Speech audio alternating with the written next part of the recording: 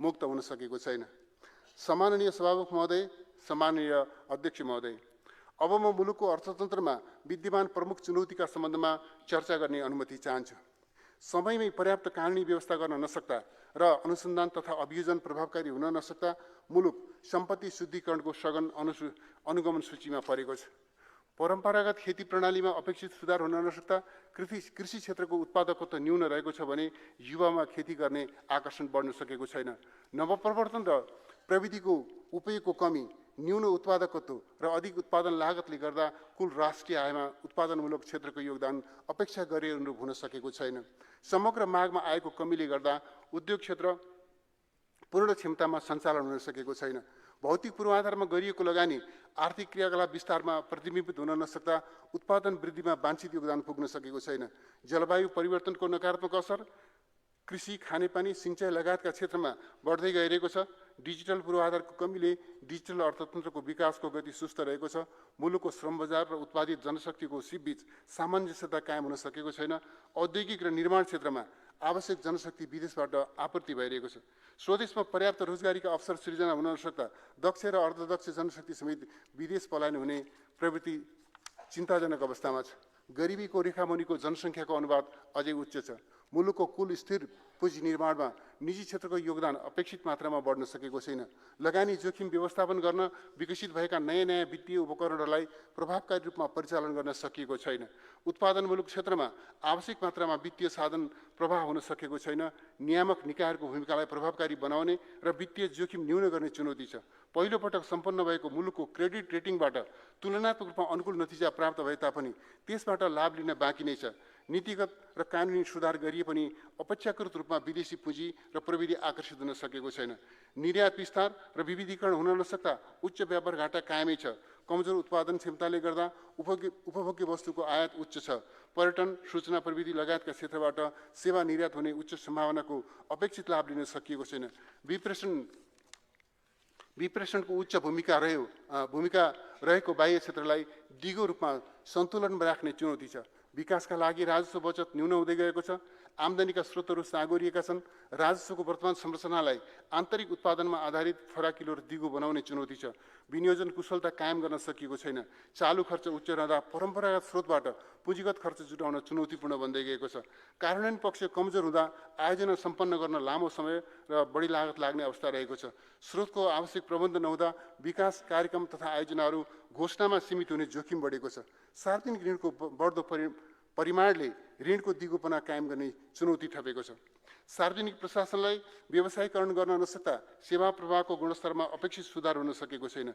सार्वजनिक सेवामा ढिलासुस्ती, जिम्मेवारीबोधको कमी, परम्परागत निर्णय प्रक्रिया र अन्तर्निकाय समन्वय कमजोर हुँदा सुशासन कायम गर्ने चुनौती छ। सम्माननीय सभामुख महोदय, सम्माननीय अध्यक्ष महोदय, उल्लेखित चुनौतीहरूको सामना गर्दै अर्थतन्त्रलाई गतिशील बनाउन व्यय बमोजिमको प्रतिबद्धता प्रस्तुत गर्दछु। मुलुकलाई निर्धारित समय अगावै सम्पत्ति शुद्धिकरण सम्बन्धी जोखिमको निगरानी सूचीबाट बाहिर निकाली अर्थतन्त्रको विश्वसनीयता अभिवृद्धि गर्नु सरकारको महत्त्वपूर्ण कार्यसूची हुन पुगेको छ। पहिलो सार्वभौम क्रेडिट रेटिङबाट प्राप्त भएको उत्साहजनक नतिजालाई बाह्य पुँजी परिचालनका लागि उपयोग गर्दै माथिल्लो रेटिङ प्राप्त गर्न आर्थिक सुधारका थप कार्यक्रमहरू अघि बढाइनेछ। निजी क्षेत्रको मनोबल बढाउन र लगानीको वातावरण सृजना गर्न अध्यादेश मार्फत कानुनमा गरिएको सुधारबाट निजी क्षेत्र उत्साहित भएको छ। सार्वजनिक लगानीलाई प्रतिफलयुक्त क्षेत्रमा केन्द्रित गरी निजी क्षेत्रको पुँजी र प्रविधि आकर्षित गर्दै आर्थिक क्रियाकलापमा गुणात्मक वृद्धि गरिनेछ। आर्थिक वृद्धिका लागि उच्च योगदान गर्ने क्षेत्रमा थप नीतिगत, कानुनी र प्रक्रियागत सुधार गर्दै निजी क्षेत्रलाई आर्थिक समृद्धिको प्रमुख सम्भागको भूमिकामा स्थापित गरिनेछ। उच्च स्तरीय आर्थिक सुधार सुझाव आयोग 2081 को प्रतिवेदन क्रमशः कार्यान्वयन गरिनेछ। सन् 2030 सम्ममा दिगो विकास लक्ष्य हासिल गर्न र सन् 2026 मा विकासशील राष्ट्रमा स्तरोन्नति भए पश्चात हुन सक्ने लगानीको न्यूनता पूरा गर्न स्रोतको विविधीकरण गरिनेछ। राजस्व प्रशासनलाई व्यावसायिक र राजस्व प्रणालीलाई सुदृढ बनाइनेछ। सार्वजनिक ऋण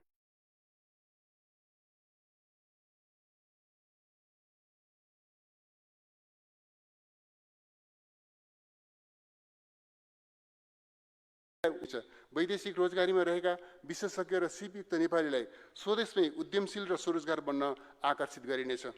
नवप्रवर्तन र उद्यमशीलता प्रवर्धन गरी युवा लक्षित रोजगारी सृजना गर्न उच्च प्राथमिकता दिइनेछ। वर्तमान सरकार गठन भएपछि हासिल भएका सकारात्मक परिणामको जगमा थप उपलब्धि हासिल गर्न, जनताको जीवनमा सकारात्मक परिवर्तन ल्याउन, सबै प्रकारका निराशा चिर्न र आम जनतामा आशा जगाउन सरकार दृढ सङ्कल्पित छ।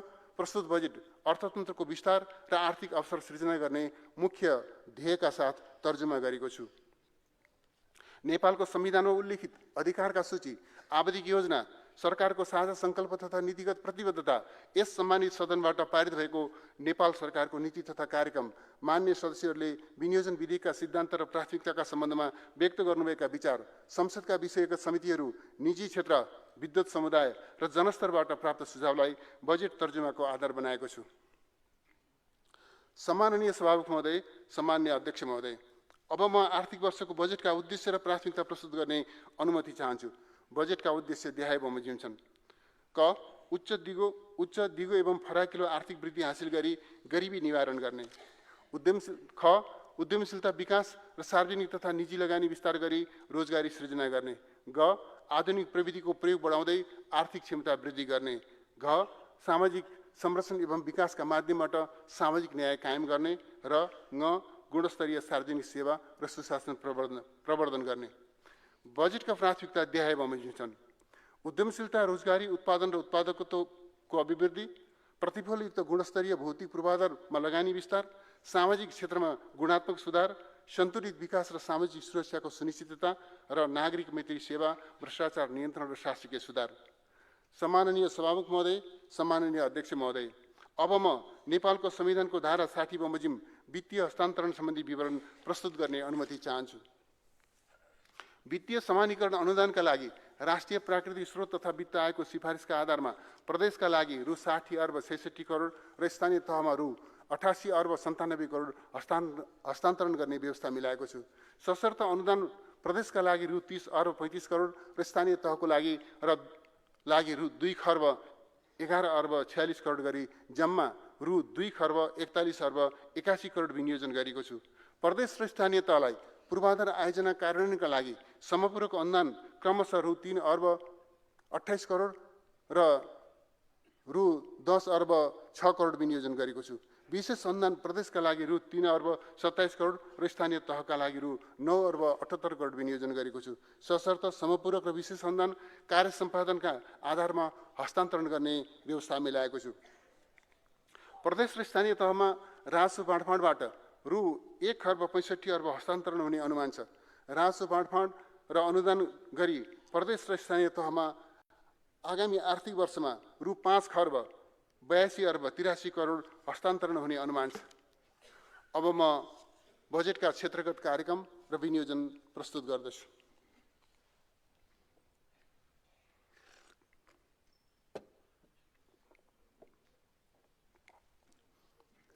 कृषिमा आधुनिकीकरण, अर्थतन्त्रमा रूपान्तरण। कृषि क्षेत्रको व्यवसायीकरण र यान्त्रिकीकरण गरी उत्पादन र उत्पादकत्व वृद्धि गरिनेछ। स्थानीय स्तरमा उत्पादित स्वस्थ र पोषणयुक्त खाद्य वस्तुको उपभोग प्रवर्धन गरिनेछ। खाद्य सम्प्रभुता प्रत्याभूत गरिनेछ। कृषि क्षेत्रमा आश्रित अतिरिक्त श्रम शक्तिलाई उत्पादनशील क्षेत्रमा रूपान्तरण गरिनेछ। सामूहिक, सहकारी र निजी फर्म मार्फत खेतीयोग्य भूमिको अधिकतम उपयोग गरिनेछ। प्रमुख खाद्यान्न, तरकारी, फलफुल, दूध र मासुजन्य उत्पादनमा आत्मनिर्भर हुने गरी ठोस कार्यक्रम सञ्चालन गरिनेछ। राष्ट्रिय कृषि आधुनिकीकरण कार्यक्रम अन्तर्गत कृषि तथा पशुपालनतर्फका 21 सुपरजोन, 206 जोनमा सिंचाई, मल बिउ र प्रविधिका लागि पुँजीगत अनुदान तथा सहुलियत उपलब्ध गराउन रु 3 अर्ब 50 करोड विनियोजन गरेको छु। यस कार्यक्रम मार्फत 4850 हेक्टर जमिनमा उन्नत प्रविधिसहित 15 बाली वस्तुको क्षेत्र विस्तार गरिनेछ। साना सिंचाई पूर्वाधार विकास गरी थप 6000 हेक्टरमा सिंचाई सुविधा उपलब्ध गराइनेछ। प्रदेश तहबाट ब्लक र स्थानीय तहबाट पकेट क्षेत्रको कार्यक्रम सञ्चालन गर्न पुँजीगत अनुदानको व्यवस्था गरेको छु। हाल सञ्चालित जोन र सुपरजोनको दायरा विस्तार गरिनेछ। निजी, सामूहिक, करार र सहकारी मार्फत सुपरजोन र जोन सरहको क्षेत्रमा व्यावसायिक खेती वा पशुपालन गरेमा सोही बराबरको अनुदान सुविधा उपलब्ध गराउने व्यवस्था मिलाइनेछ। 2 वर्षभित्र चामलमा आत्मनिर्भर हुन तराई र भित्री मधेसका 22 जिल्लामा चैती धान खेती प्रवर्धन कार्यक्रम सञ्चालन गरिनेछ।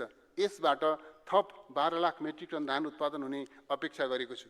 चैते धान खेतीका लागि सिंचाई पूर्वाधार निर्माण गर्न रु 33 करोड विनियोजन गरेको छु। लुम्बिनी, कर्णाली र सुदूरपश्चिम प्रदेशका मध्य तथा उच्च पहाडी जिल्लाका 80 स्थानीय तहमा उच्च मूल्यका बाली वस्तुको खेती प्रवर्धन गरिनेछ। यसका लागि रु 83 करोड विनियोजन गरेको छु। रासायनिक मलको आपूर्ति वृद्धि गरी 6 लाख मेट्रिक टन पुर्याइनेछ। रासायनिक मलमा अनुदानका लागि रु 28 अर्ब 82 करोड विनियोजन गरेको छु। लगानी बोर्ड मार्फत रासायनिक मल कारखाना स्थापना गर्न आवश्यक तयारी गरिनेछ। माटोको गुणस्तर कायम राखी उत्पादकत्व वृद्धि गर्न प्राङ्गारिक कृषि प्रवर्धन कार्यक्रमका लागि रु 40 करोड विनियोजन गरेको छु। पुष्पलाल मध्य पहाडी राजमार्ग र मदन भण्डारी राजमार्गको आसपासका कृषियोग्य बाँझो जमिनमा उत्पादन प्रवर्धन गरिनेछ। यस अन्तर्गत नगदे बाली, पशुपालन, उच्च मूल्यका फलफूल, गैर काष्ठ वन पैदावार, घाँस तथा कृषि वन प्रणालीको विस्तार गर्न रकम विनियोजन गरेको छु। बाली लगाउने समयभन्दा 15 दिन अगावै धान, मकै, गहुँ, उखु, कफी लगायतका उत्पादनको समर्थन मूल्य तोकिनेछ। ती वस्तुको बजार अभाव भएको अवस्थामा खाद्य तथा व्यापार कम्पनी लिमिटेड मार्फत खरिद गर्ने व्यवस्था मिलाइनेछ। बाली लगाएपछि अग्रिम कृषि उपज खरिद सम्झौता गरिनेछ। खाद्यान्न, तरकारी, फलफूल र मासु र दुधजन्य पदार्थ बजारमा बिक्री गर्नु पूर्व अनिवार्य रूपमा गुणस्तर तथा विषादी परीक्षण गर्ने व्यवस्था मिलाइनेछ। थोक बजार केन्द्रमा द्रुत विषादी परीक्षण विधिबाट ताजा तरकारी र फलफूलमा विषादी अवशेष परीक्षण गरी अखाद्य देखिएमा तत्काल नष्ट गर्ने व्यवस्था मिलाइनेछ। विषादी परीक्षणका लागि थप जनशक्ति र उपकरणको व्यवस्था तथा मोबाइल टोली परिचालन गर्न आवश्यक बजेटको व्यवस्था गरेको छु। माटोको उर्वरा शक्तिमा सुधार गरी उपयुक्त खेती प्रवर्धन गर्न घुम्ती टोली मार्फत माटो परीक्षण शिविर सञ्चालन गरिनेछ। स्थानीय तथा रैथाने बिउ बालीको जात दर्ता र खेती विस्तारका कार्यक्रम सञ्चालन गरिनेछ। अर्ग्यानिक फलफूल, तरकारी, मासु लगायत उच्च मूल्यका कृषि उपजको निर्यात वृद्धि गर्न प्लान्ट, खाद्य तथा पशु क्वारेन्टाइन र प्रयोगशालाको गुणस्तर सुधार गरी अन्तर्राष्ट्रिय मान्यता प्राप्त बनाइनेछ। कृषि उपजको प्रयोगशाला परीक्षण र प्राङ्गारिक प्रमाणीकरण शुल्कमा सहुलियत प्रदान गरिनेछ। खोरेत रोगमुक्त क्षेत्र घोषणाका लागि सिन्धुली र मकवानपुर जिल्लामा जोनिङ तथा कम्पार्टमेन्टलाइजेसनका कार्यक्रम सञ्चालन गरिनेछ। बाँदर, बँदेल, नीलगाई जस्ता जङ्गली जनावरबाट खेतीबालीमा हुने नोक्सानी कम गर्न नियन्त्रणका उपायहरू अवलम्बन गरिन्छ। बाँदरको जोखिम रहेका क्षेत्रमा सिमल, तरुल, बेसार, चिया, कफी, अदुवा, खुर्सानी लगायतका खेती गर्न प्रोत्साहन गरिनेछ। पुष्प उत्पादनलाई प्रोत्साहित गरिनेछ। भूमि, कृषि सामग्री, बिमा, खरिद सम्झौता र बजारको सुदृढ इकोसिस्टम विकास गरी युवालाई कृषिमा आकर्षित गरिनेछ। कृषि अनुसन्धानलाई मुलुकको मौसम र खेती प्रणाली अनुरूप हुने र किसानले लाभ लिन सक्ने गरी नतिजामुखी बनाइनेछ। गुणस्तरीय बिउ बिजनको जातीय अनुसन्धान तथा विकासमा निजी क्षेत्रलाई प्रोत्साहित गरिनेछ। कृषि अनुसन्धानबाट प्राप्त बौद्धिक सम्पत्ति दर्ता गर्नुपर्ने व्यवस्था मिलाइनेछ। मासु निर्यातको सम्भावनालाई प्रवर्धन गर्न ठूला फर्महरूमा पशुपालन र गुणस्तरीय मासु उत्पादनमा जोड दिइनेछ। नष्ट सुधारका कार्यक्रम मार्फत 8,50,000 कृत्रिम गर्भाधान गराई पशुपालनको उत्पादकत्व वृद्धि गरिनेछ।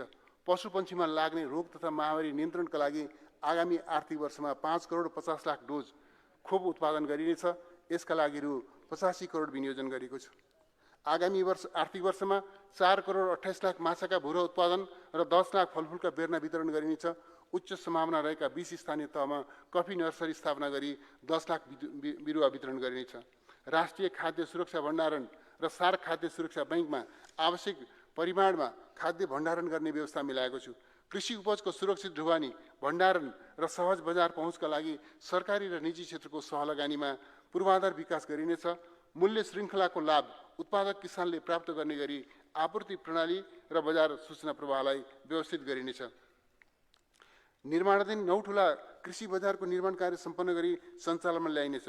रूपन्देहीको सिमलारमा कृषि उपजको सङ्कलन, प्रशोधन, बजारीकरण र निर्यात प्रवर्धनका लागि आधुनिक पूर्वाधार निर्माण सुरु गरिनेछ। अलैँची, चिया, कफी, अदुवा, बेसार, सुन्तला, अकबरी खुर्सानी, छुर्पी र दुग्ध पदार्थ लगायतको गुणस्तर मापदण्ड निर्धारण, प्रयोगशाला परीक्षण र ब्रान्डिङको व्यवस्था गरी निर्यात प्रवर्धन गरिनेछ। कृषि तथा पशुपन्छी बिमा कार्यक्रममा साना तथा मझौला किसानको पहुँच विस्तार गरिनेछ। बाली तथा पशु बिमाको प्रिमियममा दिइने अनुदानका लागि रु 2 अर्ब 30 करोड विनियोजन गरेको छु।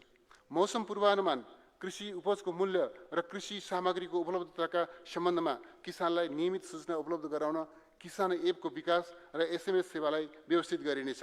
कृषि तथा पशुपन्छी विकास मन्त्रालयको लागि रु 57 अर्ब 48 करोड विनियोजन गरेको छु।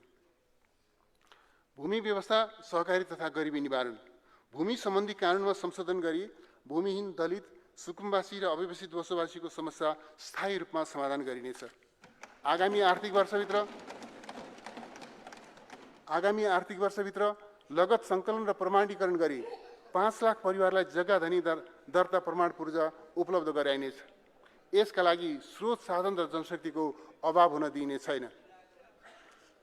सरकारी तथा सार्वजनिक जग्गाको अभिलेख, अत्यावधिक र संरक्षण गरिनेछ। कृषियोग्य भूमि बाँझो राख्न नपाइने नीति लिइनेछ। कृषियोग्य भूमिको उपयोग गर्न भूमि ब्याङ्क सम्बन्धी कानुनी तथा संस्थागत प्रबन्ध गरिनेछ। आगामी आर्थिक वर्षमा कम्तीमा 100 स्थानीय तहमा भूमि ब्याङ्क स्थापना गरिनेछ। जग्गा धनीले जग्गा लिजमा दिन चाहेमा स्थानीय तहसँग करार सम्झौता गर्ने व्यवस्था मिलाइनेछ। भूमि ब्याङ्कमा अभिलेखित जग्गा व्यावसायिक कृषिका लागि स्थानीय तहसँग करार सम्झौता गरी प्राप्त गर्न सक्ने व्यवस्था मिलाइनेछ। स्थानीय तह मार्फत भू उपयोग क्षेत्र वर्गीकरण गरी भू उपयोग योजना तर्जुमा गरिनेछ। लाइडर प्रविधिबाट गरिने नाप नक्सा कार्यालय विस्तार गरिनेछ। लाइडर सर्वेको तथ्याङ्कलाई पूर्वाधार निर्माण आयोजनाको सम्भाव्यता अध्ययन तथा डिजाइन प्रयोजनको लागि समेत प्रयोग गरिनेछ। नाप नक्सा व्यवस्थित गर्न सेटेलाइट प्रविधिमा आधारित राष्ट्रिय नियन्त्रण बिन्दुहरूको सञ्जाल सुदृढ गरिनेछ। भूमि सुधार तथा मालपोत र नापी कार्यालयका अभिलेखहरूलाई डिजिटाइज गरिनेछ। भू सूचना प्रणालीलाई स्तरोन्नति गरी सबै कार्यालयमा विस्तार गरिनेछ। बैंक, वित्तीय र सहकारी संस्थाबाट गरिने रोक्का र फुकुवा सम्बन्धी कार्य अनलाइन प्रणालीबाट हुने व्यवस्था मिलाइनेछ। सहकारी संस्थाहरूको वर्गीकरण, एकीकरण र संरचनागत सुधार गरिनेछ। राष्ट्रिय सहकारी नियमन प्राधिकरणबाट बचत तथा ऋण सहकारी संस्थाहरूको प्रभावकारी नियमन गरिनेछ। सहकारी संस्थामा रहेको 5 लाखसम्मको बचत रकमको निक्षेप तथा कर्जा सुरक्षण कोष मार्फत निक्षेप सुरक्षण गरिनेछ। सहकारीको रकम अपचलन गर्नेको सम्पत्ति लिलाम बिक्री गरी प्राप्त हुने रकम बचतकर्तालाई फिर्ता गर्न चक्रिय कोष स्थापनाका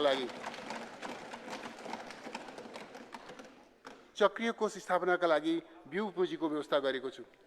सहकारी ऋण असुली न्यायाधिकरण स्थापना गरिनेछ। समस्याग्रस्त सहकारीका सञ्चालक, पदाधिकारी र कर्जा अपचलनकर्ताहरूको सम्पत्ति एवं राहदानी रोक्का राखिनेछ। राज्य सुविधा परिचय पत्रका लागि आवश्यक विवरण सम्बन्धित परिवार स्वयंले घोषणा गर्ने र हरेक 5 वर्षमा अद्यावधि गर्ने व्यवस्था मिलाइनेछ। उक्त विवरणलाई राष्ट्रिय परिचय पत्र प्रणालीमा आबद्ध गरिनेछ। गलत विवरण घोषणा गरी राज्य सुविधा प्राप्त गर्ने व्यक्तिलाई कानुन बमोजिम कारबाही हुनेछ। आगामी आर्थिक वर्षदेखि विवरण सङ्कलन र परिचय पत्र वितरणको काम सम्पन्न गर्न सशर्त अनुदान उपलब्ध गराएको छु। निरपेक्ष गरिबीको अन्त्य गर्न सङ्घ, प्रदेश र स्थानीय तहको समन्वयमा लक्षित कार्यक्रमहरू सञ्चालन गरिनेछन्। भूमि व्यवस्था, सहकारी तथा गरिबी निवारण मन्त्रालयको लागि रु 7 अर्ब 49 करोड विनियोजन गरेको छु। उद्योग, व्यापार र लगानी प्रवर्धन। औद्योगिक उत्पादन तथा उत्पादकता वृद्धि गरी राष्ट्रिय अर्थतन्त्रमा यस क्षेत्रको योगदान बढाइनेछ। नीतिगत स्थायित्व, लगानीको सुरक्षा र असल औद्योगिक सम्बन्ध कायम गरी औद्योगिकरणलाई तीव्रता दिइनेछ। व्यावसायिक वातावरणमा सुधार गरी निजी लगानी प्रवर्धन गर्न र रोजगारी सृजना गर्न आवश्यक कानुनी, नीतिगत र प्रक्रियागत सुधारलाई उच्च प्राथमिकता दिइनेछ। लघु, घरेलु, साना र मझौला उद्योगको प्रवर्धन गरी उत्पादित वस्तु र सेवाको ब्रान्डिङ गरिनेछ। उद्योग क्षेत्रमा नवीनतम प्रविधि प्रोत्साहन गर्न र इन्डस्ट्री 4 को अवधारणा कार्यान्वयन गर्न सहयोग र सहजीकरण गरिनेछ। काम खोज्ने होइन, काम दिने युवाको सङ्ख्या वृद्धि गर्न नवप्रवर्तनमा आधारित स्टार्टअप उद्यमशीलता प्रवर्धन गरिनेछ। जेएनजी पुस्तालाई उद्यमशील र व्यावसायिक बनाउन सरकार, विश्वविद्यालय र निजी क्षेत्रसँगको सहकार्यमा इन्क्युबेसन सेन्टर सञ्चालन गरिनेछ।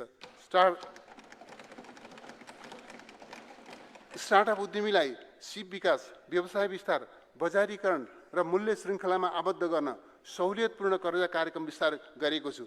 यसका लागि 3% ब्याज दरमा ऋण उपलब्ध गराउन रु 73 करोड विनियोजन गरेको छु।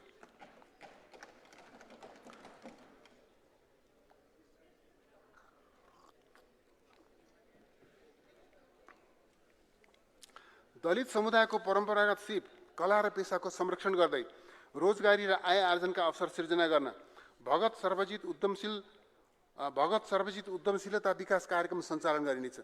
आधुनिक प्रविधिको प्रयोग गरी सुन, चाँदी, काँस, तामा, फलाम, छाला, काठ, पत्थर लगायतका सामग्री उत्पादन र बजारीकरण गरिनेछ। यसका लागि पुँजीगत अनुदान र सहुलियतपूर्ण कर्जा र सिप विकास तालिम उपलब्ध गराउन रु 50 करोड विनियोजन गरेको छु। सुन चाँदीको गहना निकासी गर्ने उद्योगलाई बन्डेड वेयर हाउसको सुविधा उपलब्ध गराइनेछ। यस्ता उद्योगले निकासी मूल्यको न्यूनतम 50% विदेशी मुद्रा अग्रिम भुक्तानी प्राप्त गरेमा सो रकम बराबरको सुन चाँदी खरिद गर्न सक्ने व्यवस्था मिलाइनेछ। उद्योग व्यवसाय सम्बद्ध सार्वजनिक सेवालाई सरल, सहज र प्रविधि मैत्री बनाइनेछ। कम्पनीको दर्तादेखि बहिर्गमनसम्मका सबै कार्य एकल बिन्दुबाट सम्पादन हुने व्यवस्था मिलाइनेछ। विशेष आर्थिक क्षेत्र र औद्योगिक क्षेत्रमा नयाँ उद्योग स्थापना गर्ने अनुमति प्राप्त गर्ने उद्योगहरूलाई सुरुका 3 वर्षको भाडा छुट दिइनेछ। विशेष आर्थिक क्षेत्रको मासिक भाडा दर प्रति वर्ग मिटर रु 20बाट घटाई रु 5 कायम गरिनेछ। औद्योगिक क्षेत्रका उद्योगले उत्पादनको 30% भन्दा बढी निर्यात गरेमा विशेष आर्थिक क्षेत्रका उद्योग सरहको सुविधा दिइनेछ। औद्योगिक क्षेत्र निर्माण गर्ने कम्पनीलाई जलविद्युत उत्पादन कम्पनी सरह र त्यस्तो औद्योगिक क्षेत्रमा स्थापना हुने उद्योगलाई विशेष आर्थिक क्षेत्रका उद्योग सरहको सुविधा उपलब्ध गराइनेछ। औद्योगिक क्षेत्रको लागि निर्धारित मासिक भाडा दरमा 50% कटौती गरिनेछ। औद्योगिक पूर्वाधार निर्माणका लागि रु 1 अर्ब 55 करोड विनियोजन गरेको छु। काठमाडौँ उपत्यकामा सञ्चालित उद्योगहरूलाई उपत्यका बाहिरका औद्योगिक क्षेत्रमा स्थानान्तरण गरी राजधानीको प्रदूषण नियन्त्रण गर्न प्रोत्साहित गरिनेछ। यस्ता उद्योगहरूलाई निःशुल्क लिजमा जग्गा उपलब्ध गराउने व्यवस्था मिलाएको छु। जग्गा प्राप्ति र हदबन्दी सम्बन्धी कानुनको पुनरावलोकन गरिनेछ। उद्योग, व्यवसाय, कृषि फर्म र हाउसिङ अपार्टमेन्टका लागि हदबन्दीभन्दा बढी जग्गा खरिद गर्न पाउने व्यवस्था मिलाइनेछ। अनुमति प्राप्त गरी निर्माण सम्पन्न भएका तर हदबन्दीका कारणले बिक्री हुन नसकेका हाउसिङ तथा अपार्टमेन्टहरू बिक्री गर्न पाउने व्यवस्था मिलाइनेछ। प्रत्यक्ष वैदेशिक लगानीका लागि नेपाललाई उत्कृष्ट गन्तव्य स्थलमा विकास गरिनेछ। लगानी सम्भावना भएका मुलुकहरूसँग लगानी प्रवर्धन एवं दोहोरो करमुक्ति सम्झौता गरिनेछ। वैदेशिक लगानी भित्र्याउने र नाफा फिर्ता लैजाने प्रक्रियालाई सरल बनाइनेछ। राष्ट्रिय प्राथमिकताको क्षेत्रमा वैदेशिक लगानी आकर्षित गर्न एङ्कर इन्भेस्टमेन्टको नीति लिइनेछ। सार्वजनिक निजी साझेदारीलाई सुदृढ बनाउन कानुनी सुधार गरिनेछ। लगानी बोर्ड अन्तर्गत स्वचालित एकल बिन्दु सेवा केन्द्र स्थापना गरिनेछ। प्राथमिकता प्राप्त क्षेत्रका आयोजनाहरूमा लगानी आकर्षित गर्न भायबिलिटी ग्याप फन्डिङको व्यवस्था गरिनेछ। लगानी बोर्डले सङ्घका साथै प्रदेश र स्थानीय तहमा समेत सार्वजनिक निजी साझेदारीको अवधारणा अनुरूप स्रोत व्यवस्थापन, आयोजनाको छनौट र कार्यान्वयन गर्न सक्ने व्यवस्था गरिनेछ। यसका लागि लगानी बोर्ड अन्तर्गत सार्वजनिक निजी साझेदारी निर्देशनालय स्थापना गरिनेछ। नेपालमा लगानी गर्ने विदेशी लगानीकर्ता, बहुराष्ट्रिय कम्पनी, अन्तर्राष्ट्रिय संस्था र तिनका शाखाले कार्यालय वा आवास प्रयोजनका लागि भवन वा अपार्टमेन्ट लिजमा लिन पाउने कानुनी व्यवस्था गरिनेछ। लगानी बोर्डको संस्थागत क्षमता विकास गरिनेछ। आर्थिक वर्ष 2082-83 भित्र निजी क्षेत्रसँग रु 7 खर्ब बराबरको परियोजना विकास सम्झौता र रु 4 खर्ब बराबरका आयोजनाको निर्माण कार्य थालिने गरिनेछ। लगानी बोर्ड नेपालका लागि रु 74 करोड विनियोजन गरेको छु। नेपाली व्यवसायी वा कम्पनीलाई विदेशमा बिक्री शाखा वा अर्धप्रशोधित सामग्री निर्यात गरी प्रशोधन कारखाना स्थापना गर्न अनुमति दिइनेछ। यसका लागि निर्यातबाट हुने वार्षिक आम्दानीको 25%सम्म विदेशमा लगानी गर्न पाउने कानुनी व्यवस्था गरिनेछ। यस्तो व्यवसायबाट आर्जन हुने मुनाफाको 50% देशभित्र फिर्ता गर्नुपर्ने व्यवस्था गरिनेछ। विदेशमा गरिने लगानी स्वीकृतिको जिम्मेवारी लगानी बोर्डमा रहने व्यवस्था गरिनेछ। नेपाली नागरिकले विदेशी कम्पनीलाई प्रविधि वा विशिष्ट प्रकृतिको ज्ञान वा सेवा उपलब्ध गराए बापत स्वेट सेयर लिन पाउने कानुनी व्यवस्था गरिनेछ। लगानी बोर्ड मार्फत सार्वजनिक निजी साझेदारीमा झापाको दमक स्थित औद्योगिक पार्कको निर्माण, सञ्चालन व्यवस्थापन गरिनेछ। कञ्चनपुरको दैजी, बाँकेको नौबस्ता, दाङको लक्ष्मीपुर, रूपन्देहीको मोतीपुर, चितवनको शक्तिखोर, मकवानपुरको मयूरधाममा लगानी बोर्ड मार्फत निजी क्षेत्रको सहभागितामा आधुनिक औद्योगिक क्षेत्रको निर्माण गरिनेछ। पाँचखाल र सिमरा स्थित विशेष आर्थिक क्षेत्रलाई निजी क्षेत्रको सहभागितामा सञ्चालन गरिनेछ। तुलनात्मक र प्रतिस्पर्धात्मक लाभका वस्तु लक्षित निर्यात रणनीति अवलम्बन गरिनेछ। व्यापार पूर्वाधारको विकास र प्रविधि हस्तान्तरणमा प्राथमिकता दिइनेछ। निजी क्षेत्रसँगको सहकार्यमा मेक इन नेपाल र मेड इन नेपाल अभियान सञ्चालन गरिनेछ। भैरवाको एकीकृत जाँच चौकी र रसुवाको टिमोरीमा सुक्खा बन्दरगाहको निर्माण सम्पन्न गरी सञ्चालनमा ल्याइनेछ। कञ्चनपुरको दोधारा चाँदनीमा सुक्खा बन्दरगाह निर्माण कार्य अगाडि बढाइनेछ। भौगोलिक अध्ययन भई पहिचान गरिएका पेट्रोलियम, तामा, फलाम, म्याग्नेसियम, फोस्फोराइड, क्वार्ज र कीमती पत्थर लगायतका खानीजन्य वस्तुको इन्भेन्ट्री तयार गरिनेछ। दैलेखको पेट्रोलियम अन्वेषण कार्य सम्पन्न गरी नमुना परीक्षण प्रतिवेदनका आधारमा व्यावसायिक उत्पादन सुरु गरिनेछ। पाल्पा, सुनसरी र दाङमा पेट्रोलियम पदार्थको अन्वेषण सुरु गरिनेछ। अन्तर्राष्ट्रिय जगतबाट सक्षम अनुसन्धानकर्ता छनौट गरी रियल अर्थ मेटल्सको सम्भाव्यता अध्ययन गरिनेछ। आर्थिक वर्ष 2082-83 मा नेपालमा खानीजन्य वस्तुको अन्वेषण, उत्पादन र बजारीकरणको सम्भावना यकिन गर्न माइनिङ क्षेत्रका विज्ञहरूको सहभागितामा अन्तर्राष्ट्रिय सम्मेलन आयोजना गरिनेछ। प्राकृतिक तथा खानीजन्य वस्तुको व्यावसायिक उत्पादन र बजारीकरणमा निजी क्षेत्रलाई सहभागी गराइनेछ। वातावरणीय प्रभाव अध्ययनबाट उपयुक्त र आर्थिक दृष्टिले सम्भाव्य देखिएका खानीजन्य र नदीजन्य निर्माण सामग्रीको उत्खनन, प्रशोधन, आन्तरिक उपयोग र निर्यात गर्ने व्यवस्था मिलाइनेछ। अन्तर्राष्ट्रिय मापदण्ड अनुरूप गुणस्तर मापदण्ड निर्धारण गरी निर्यात गन्तव्य मुलुकहरूसँग पारस्परिक मान्यता कायम गरिनेछ। नेपालमा उत्पादित वस्तुको मापदण्ड निर्धारण तथा प्रमाणीकरण कार्यलाई व्यवस्थित र गुणस्तरीय बनाइनेछ। बौद्धिक सम्पत्तिको संरक्षण सम्बन्धी कानुनमा सामयिक सुधार गरिनेछ। उत्पादनमूलक पर्यटन र निर्माण उद्योगका साथै आवास विकास कम्पनीहरूका लागि सरल र सुलभ तरिकाले कार्यशील पुँजी कर्जा उपलब्ध गराउन सहजीकरण गरिनेछ। दुर्गम र पहाडी क्षेत्रमा खाद्यान्न र नुनको सहज आपूर्ति सुनिश्चित गरिनेछ। इन्धनको सहज आपूर्तिको लागि भण्डारण क्षमता विस्तार गरिनेछ। प्रदूषण नियन्त्रण र पेट्रोलको आयात न्यूनीकरण गर्न बायोइथानोल मिश्रण गर्ने व्यवस्था मिलाइनेछ। अम्लेगञ्ज लोथर पेट्रोलियम पाइपलाइन विस्तार तथा भण्डारण स्थल निर्माण कार्य अगाडि बढाइनेछ। सिलगढी चाराली अन्तर्देशीय पेट्रोलियम पाइपलाइन तथा भण्डारण निर्माण सुरु गरिनेछ। कालोबजारी, एकाधिकार, सिन्डिकेट र कृत्रिम अभाव सृजना गर्ने जस्ता अनुचित क्रियाकलाप नियन्त्रण गरी बजारलाई स्वच्छ, प्रतिस्पर्धी र उपभोक्ता मैत्री बनाइनेछ। उपभोक्ता अदालतलाई सबै प्रदेशमा विस्तार गरिनेछ। उद्योग, वाणिज्य तथा आपूर्ति मन्त्रालयका लागि रु 10 अर्ब 14 करोड विनियोजन गरेको छु। पर्यटन पूर्वाधार र सम्पदा संरक्षण। पूर्वाधारको विकास, गुणस्तरीय सेवा विस्तार र बजारीकरणका माध्यमबाट नेपाललाई सुरक्षित र आकर्षक पर्यटकीय गन्तव्यको रूपमा ब्रान्डिङ गरिनेछ। छिमेकी मुलुकका पर्यटकहरूलाई लक्षित गरी प्रवर्धनका विशेष प्याकेज सञ्चालन गरिनेछ। पर्यापर्यटन, पर्वतीय तथा साहसिक पर्यटन, धार्मिक तथा सांस्कृतिक पर्यटनका प्रमुख गन्तव्य स्थलहरूमा पर्यटक लक्षित सेवा विस्तार गरिनेछ। प्राकृतिक, सांस्कृतिक, साहसिक, चलचित्र, आरोग्य र खेलमा आधारित पर्यटन प्रबन्धनका कार्यक्रम सञ्चालन गरिनेछ। स्थलमार्गबाट आउने पर्यटकहरूलाई लक्षित गरी स्वागत तथा सेवा केन्द्र स्थापना गरिनेछ। पर्यटकीय गन्तव्यको विकासमा निजी क्षेत्रको लगानी आकर्षित गरिनेछ। राष्ट्रिय निकुञ्ज, आरक्षित तथा संरक्षित क्षेत्रमा जङ्गल सफारी, पदयात्रा, पर्यटकीय पूर्वाधार विकासमा जोड दिनेछ। प्रमुख पर्यटकीय स्थल क्षेत्रमा hill station, hotel, lodge, resort लगायतका पर्यटन पूर्वाधार निर्माणका लागि वन क्षेत्र लगायत सरकारी समितिको जमिन लिजमा दिने व्यवस्था गरिनेछ। निजी क्षेत्रसँगको सहकार्य र पर्यटन बोर्डको सहजीकरणमा पर्यटन प्रवर्धन कार्यक्रम सञ्चालन गरिनेछ। उच्च पहाडी तथा हिमाली क्षेत्रको पर्यटन प्रवर्धन गर्न सुरक्षित पर्यापर्यटन पदमार्गको विकास गरिनेछ। शुक्लाफाटा, खप्तड, बर्दिया, रारा, लुम्बिनी, मुक्तिनाथ, सौराहा, गोसाइकुण्ड, जनकपुरधाम, कालिन्चोक, कोसीटपु, सगरमाथा, केचना, पाथिभरा पदयात्रा सञ्चालन गरिनेछ। त्यस्तै गरी खप्तड, रामारोसन, बडीमालिका, बुढीनन्दा, रारा, स्वर्गद्वारी र मुक्तिनाथसम्मको पर्यापर्यटन पदमार्गको विकास गरिनेछ। हिमाल आरोही तथा पदयात्रीको सुरक्षा र आकस्मिक उद्धारको भरपर्दो व्यवस्था मिलाइनेछ। होटल तथा रिसोर्टलाई उत्पादनमूलक उद्योग र आयकर तथा विद्युत महसुलमा छुट दिइनेछ। होटल, मोटल, रेस्टुरेन्ट, जङ्गल सफारी लगायतका पर्यटन व्यवसायमा कार्यरत श्रमिकहरूका लागि सेवा शुल्कका माध्यमबाट प्रोत्साहन गर्न कानुनी व्यवस्था गरिनेछ। सगरमाथा, पशुपति, लुम्बिनी, जनकपुरधाम, मुक्तिनाथ, स्वर्गद्वारी, रारा, खप्तड लगायतका प्रमुख धार्मिक, सांस्कृतिक तथा पर्यटकीय गन्तव्य स्थलहरूमा पूर्वाधार विकास गरिनेछ।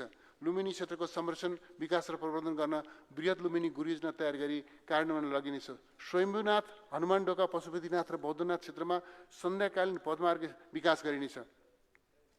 पुष्पलाल मध्य पहाडी राजमार्ग नजिकका आकर्षक स्थलहरूमा पर्यटन पूर्वाधारको विकासमा जोड दिइनेछ। कर्णाली, भेरी, गण्डकी, त्रिशुली, कोशी लगायतका प्रमुख नदीहरूमा र्याफ्टिङ लगायतका पर्यटन पूर्वाधारका क्रियाकलाप सञ्चालन गर्न निजी क्षेत्रलाई प्रोत्साहित गरिनेछ। नेपाल नागरिक उड्डयन प्राधिकरणलाई नियामक र सेवा प्रदायक निकायमा छुट्याई संस्थागत सुदृढीकरण गरिनेछ। आगामी आर्थिक वर्षभित्र नेपाललाई हवाई उडान सुरक्षा सूचीबाट बाहिर ल्याउन आवश्यक कार्य गरिनेछ। आन्तरिक हवाई सेवालाई थप सुरक्षित र पहुँचयोग्य बनाइनेछ। त्रिभुवन अन्तर्राष्ट्रिय विमानस्थलको बढ्दो यात्रु चापलाई व्यवस्थापन गर्न क्षमता विस्तार गरी बुटिक विमानस्थलमा विकास गर्न रु 4 अर्ब 15 करोड विनियोजन गरेको छु। पोखरा अन्तर्राष्ट्रिय विमानस्थललाई पर्यटकीय हबमा विकास गरिनेछ। गौतम बुद्ध अन्तर्राष्ट्रिय विमानस्थललाई पर्यटक र श्रमिकहरूको लागि किफायती हुने गरी सञ्चालनमा ल्याउन विमानस्थल परिसरमा आवश्यक सुविधा उपलब्ध गराइनेछ। यस विमानस्थलबाट कार्गो सेवा सञ्चालन गर्न विशेष सहुलियत दिइनेछ। नेपालमा अन्तर्राष्ट्रिय हवाई सेवा सञ्चालन गरिरहेका वायु सेवा कम्पनीहरूलाई भैरवा र पोखरा विमानस्थलबाट निश्चित सङ्ख्यामा उडान सञ्चालन गर्न थप प्रोत्साहन र सहुलियत दिइनेछ। वैकल्पिक विकास वित्तको उपयोग गरी निजगढ अन्तर्राष्ट्रिय विमानस्थल निर्माण गर्ने प्रक्रिया अगाडि बढाइनेछ।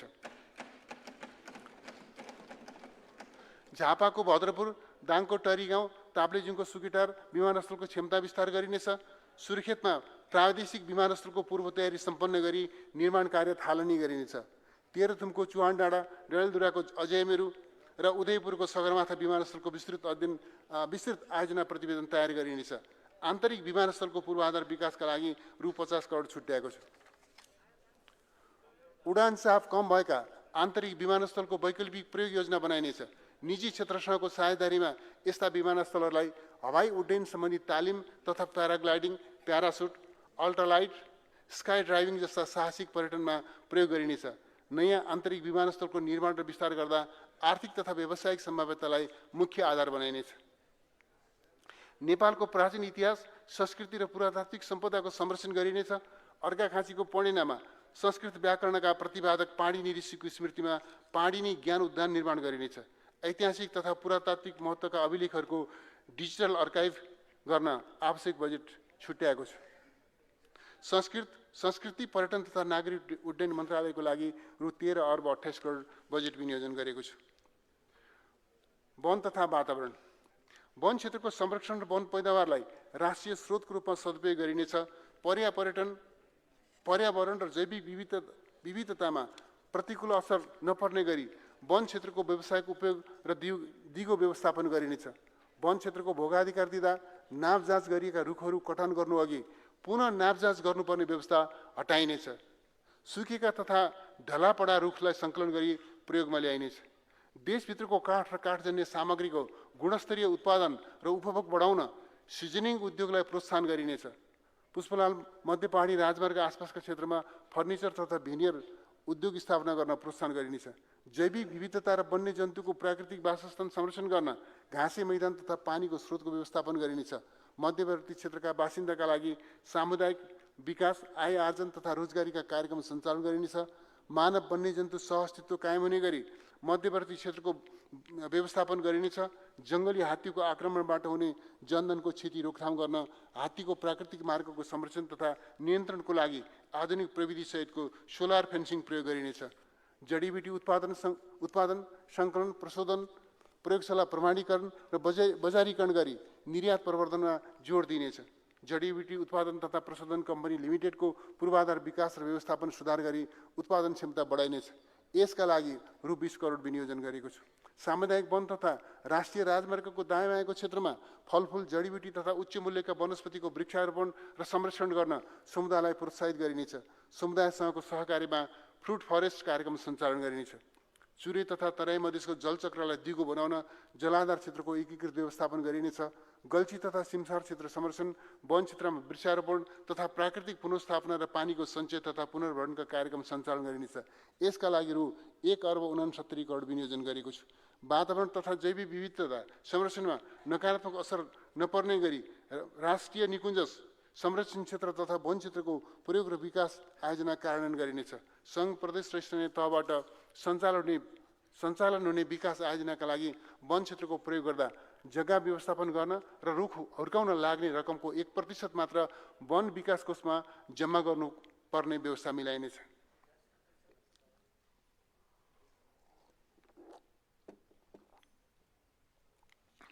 वातावरणीय प्रभाव मूल्याङ्कन प्रक्रियालाई शीघ्र, सरल र सहज बनाइनेछ। आयोजनाको क्षेत्र निर्धारण र वातावरणीय प्रतिवेदन एकैपटक स्वीकृत गर्ने व्यवस्था मिलाइनेछ।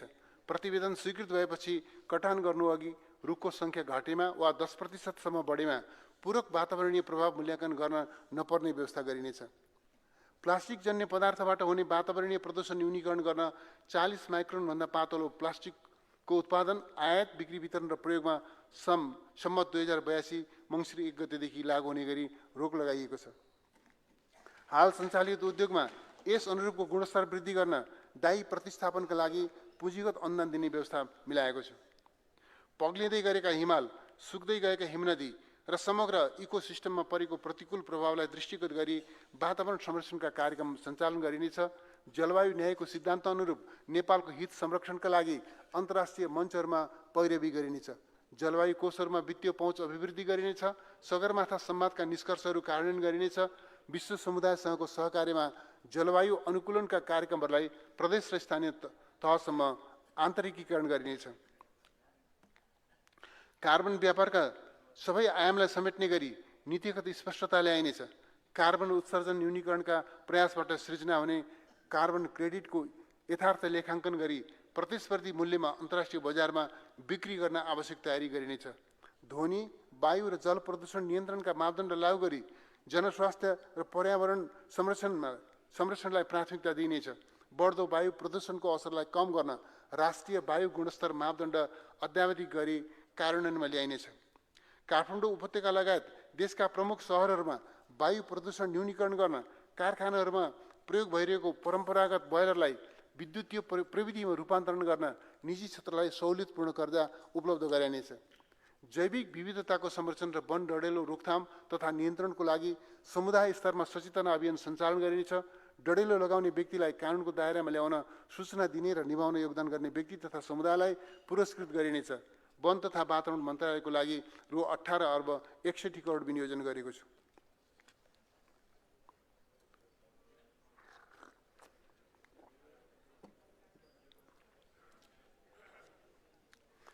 सञ्चार तथा डिजिटल पूर्वाधार। सार्वजनिक सूचनामा नागरिकको सहज पहुँच कायम गरिनेछ। प्रेस स्वतन्त्रताको प्रवर्धन गरी पारदर्शिता र जवाबदेहिता अभिवृद्धि गरिनेछ। नागरिकको वैयक्तिक स्वतन्त्रता र गोपनीयताको हकको रक्षा गरिनेछ। सञ्चार तथा सूचना प्रविधि क्षेत्रमा विकसित नवीनतम प्रविधिहरूको खोज, अनुसन्धान, विकास र नवप्रवर्धनलाई जोड दिनेछ। डिजिटल नेपाल फ्रेमवर्कको दोस्रो संस्करण तर्जुमा गरिनेछ। डिजिटल साक्षरताका विशेष कार्यक्रम सञ्चालन गरिनेछ। डिजिटल पूर्वाधार निर्माण र इकोसिस्टम विकास गर्न रु 74 करोड विनियोजन गरेको छु। डाटा सेन्टर निर्माण, सञ्चालन र पूर्वाधार विकासमा निजी क्षेत्रसँग साझेदारी गरिनेछ। काठमाडौँमा सूचना प्रविधि पार्क स्थापना गरिनेछ। सूचना प्रविधि क्षेत्रमा वैदेशिक लगानी आकर्षित गर्न मध्य पहाडी क्षेत्रमा डाटा सेन्टर स्थापनाको सम्भाव्यता अध्ययन गरिन्छ। डाटा सेन्टर स्थापना गर्न चाहने स्वदेशी तथा विदेशी कम्पनीलाई जग्गा, अविच्छिन्न विद्युत र सुरक्षा उपलब्ध गराइनेछ। एकीकृत डाटा व्यवस्थापन केन्द्रको स्तरोन्नति गरिनेछ। हेटौडा स्थित डिजास्टर रिकभरी सेन्टरको क्षमता विस्तार तथा कोहलपुरमा निर्माणाधीन डाटा सेन्टर सञ्चालनमा ल्याइनेछ। तथ्याङ्कको भरपर्दो सुरक्षाका लागि क्लाउड पूर्वाधारको स्तरोन्नति गरिन्छ। जियो स्टेशनरी स्याटेलाइट अर्बिटमा नेपालको भू उपग्रह स्थापनाको आधार तयार गरिनेछ। सूचना प्रविधि उद्योगका लागि इकोसिस्टम विकास गरिनेछ। सूचना प्रविधि सेवाको निर्यात प्रवर्धन गर्न नीतिगत व्यवस्था गरिनेछ। कृत्रिम बौद्धिकता र मेसिन लर्निङको अनुसन्धान, प्रयोग र विस्तारका लागि निजी क्षेत्रसँगको सहकार्यमा AI सेन्टर स्थापना गरिनेछ। कृत्रिम बौद्धिकताको व्यावसायिक प्रवर्धनका लागि सहजीकरण गरिनेछ। नेपालको कला, संस्कृति, सभ्यता र मौलिकता, भौगोलिक विविधता झल्किने गरी स्वदेशी तथा विदेशी चलचित्र छायाङ्कन गर्न इन्डोर तथा आउटडोर स्टुडियो निर्माण गर्न निजी क्षेत्रलाई प्रोत्साहित गरिनेछ। नेपाल दूरसञ्चार प्राधिकरणको पुनर्संरचना गरिनेछ। सूचना प्रविधिको पहुँच विस्तार गरी डिजिटल डिभाइड न्यूनीकरण गरिनेछ। ब्रोडब्यान्ड सेवाको विस्तार गरिनेछ। देशभर 4G सेवाको विस्तार तथा गुणस्तर सुधार गरिनेछ। काठमाडौँ उपत्यका र ठुला शहरी क्षेत्रमा 5G सेवा सुरुवात गरिनेछ। मोबाइल सेवाको सेटहरूको अवैध आयात र प्रयोगमा रोक लगाउन IMEI दर्ता गर्नुपर्ने व्यवस्था गरेको छु। सार्वजनिक निकायमा सूचना प्रविधि पूर्वाधारमा एकरूपता ल्याउन हार्डवेयर र सफ्टवेयरको मापदण्ड तयार गरिनेछ। सार्वजनिक निकायहरूले स्वदेशमा विकास भएका सूचना प्रविधि सफ्टवेयर उपयोगलाई प्राथमिकता दिनुपर्ने व्यवस्था गरिनेछ। सार्वजनिक सेवा प्रसारणको अन्तर्राष्ट्रिय पहुँच विस्तार गर्न NTV वर्ल्ड च्यानल र PSB डिजिटल प्लेटफर्म सञ्चालन गरिनेछ। दूरसञ्चार तथा प्रसारण सेवामा विद्यमान OTT सेवाको नियमन गर्न कानुनी व्यवस्था गरिनेछ। विज्ञापनलाई मापदण्डमा आधारित मर्यादित र व्यवस्थित बनाइनेछ। सामाजिक सञ्जाल तथा डिजिटल प्लेटफर्मको प्रयोगलाई मर्यादित र व्यवस्थित बनाइनेछ। साइबर सुरक्षा जोखिम न्यूनीकरण गर्न आवश्यक पूर्वाधार र जनशक्ति तयार गरिनेछ। साइबर सुरक्षा जोखिम आकलन गरी त्रैमासिक रूपमा सुरक्षा एडभाइजरी जारी गरिनेछ। सुरक्षण मुद्रण केन्द्रको पूर्वाधार निर्माण सम्पन्न गरी मुद्रण कार्य प्रारम्भ गरिनेछ। विद्युतीय व्यापार विस्तार र लजिस्टिक सेवा सञ्चालन गर्न हुलाक सम्बद्ध निकायहरूबीच अन्तर आबद्धता कायम गरिनेछ। हुलाक कार्यालयहरूलाई क्रमशः स्मार्ट हुलाकमा विकास गरिनेछ। सञ्चार तथा प्रविधि मन्त्रालयको लागि रु 7 अर्ब 72 करोड विनियोजन गरेको छु। श्रम रोजगार तथा सामाजिक सुरक्षा। बेरोजगारी समस्या दिगो रूपमा समाधान गर्न श्रम बजारको माग अनुरूप युवा जनशक्तिको सिप र दक्षता विकास गरिनेछ। राष्ट्रिय रोजगार प्रवर्धन कार्यक्रम सञ्चालनका लागि रु 1 अर्ब 79 करोड विनियोजन गरेको छु। रोजगारीको खोजीमा रहेका सिपयुक्त व्यक्तिको विवरण अद्यावधिक गरी श्रम बजारमा जोड्न रोजगार पोर्टल सञ्चालन गरिनेछ। निजी क्षेत्रका छाता सङ्गठनहरूसँगको सहकारीमा सबै प्रदेशमा रोजगार मेला सञ्चालन गरिनेछ। वैदेशिक रोजगारीलाई सुरक्षित, मर्यादित र उपलब्धिमूलक बनाउन श्रम गन्तव्यको विविधीकरण गरिनेछ। श्रम कूटनीतिको माध्यमबाट थप मुलुकहरूसँग द्विपक्षीय श्रम सम्झौता गरिनेछ। वैदेशिक रोजगारीमा जाने महिलाको कार्यस्थलको सुरक्षा र सेवा सुविधा सुनिश्चित हुने गरी गन्तव्य मुलुकहरूसँग थप सम्झौता गरिनेछ। श्रम स्वीकृति सरल ढङ्गले प्रदान गर्ने व्यवस्था मिलाइनेछ। सबै प्रदेशबाट श्रम सम्बन्धी अनलाइन सेवा प्रवाह गरिनेछ।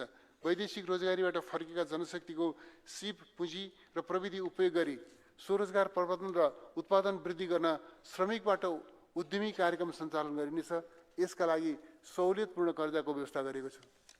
स्वदेशी उद्योगको मागको आधारमा आवश्यक जनशक्ति उत्पादन गर्न पाठ्यक्रम परिमार्जन गरी अन द जब तथा एप्रेन्टिसशिप कार्यक्रम सञ्चालन गरिनेछ।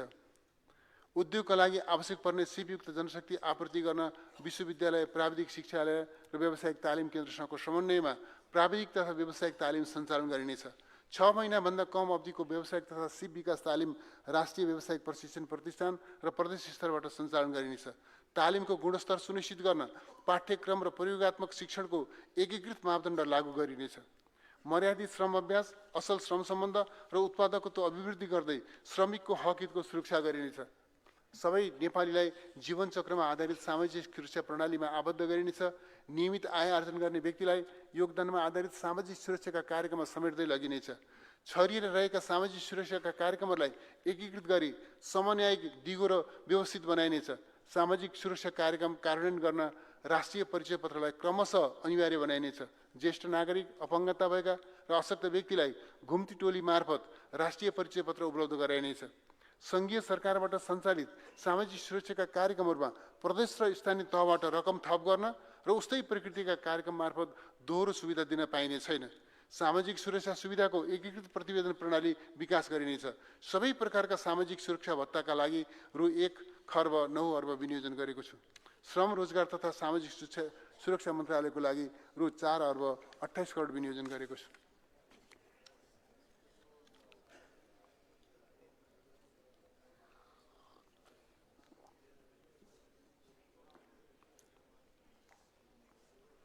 गुणस्तरीय शिक्षा र मानव पुँजी विकास।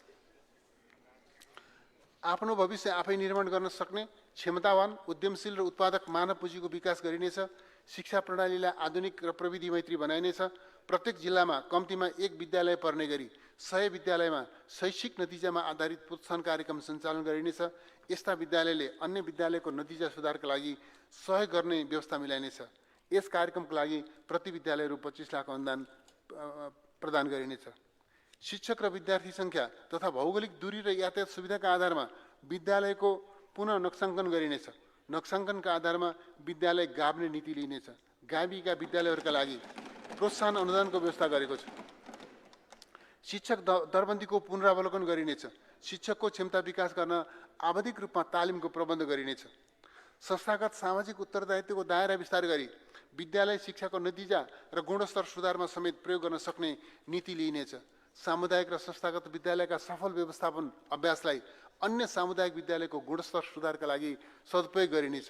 अङ्ग्रेजी, विज्ञान र गणित विषयका शिक्षकहरूको अभाव हुन नदिन विश्वविद्यालयसँगको सहकार्यमा शिक्षक ब्याङ्कको स्थापना गरिनेछ।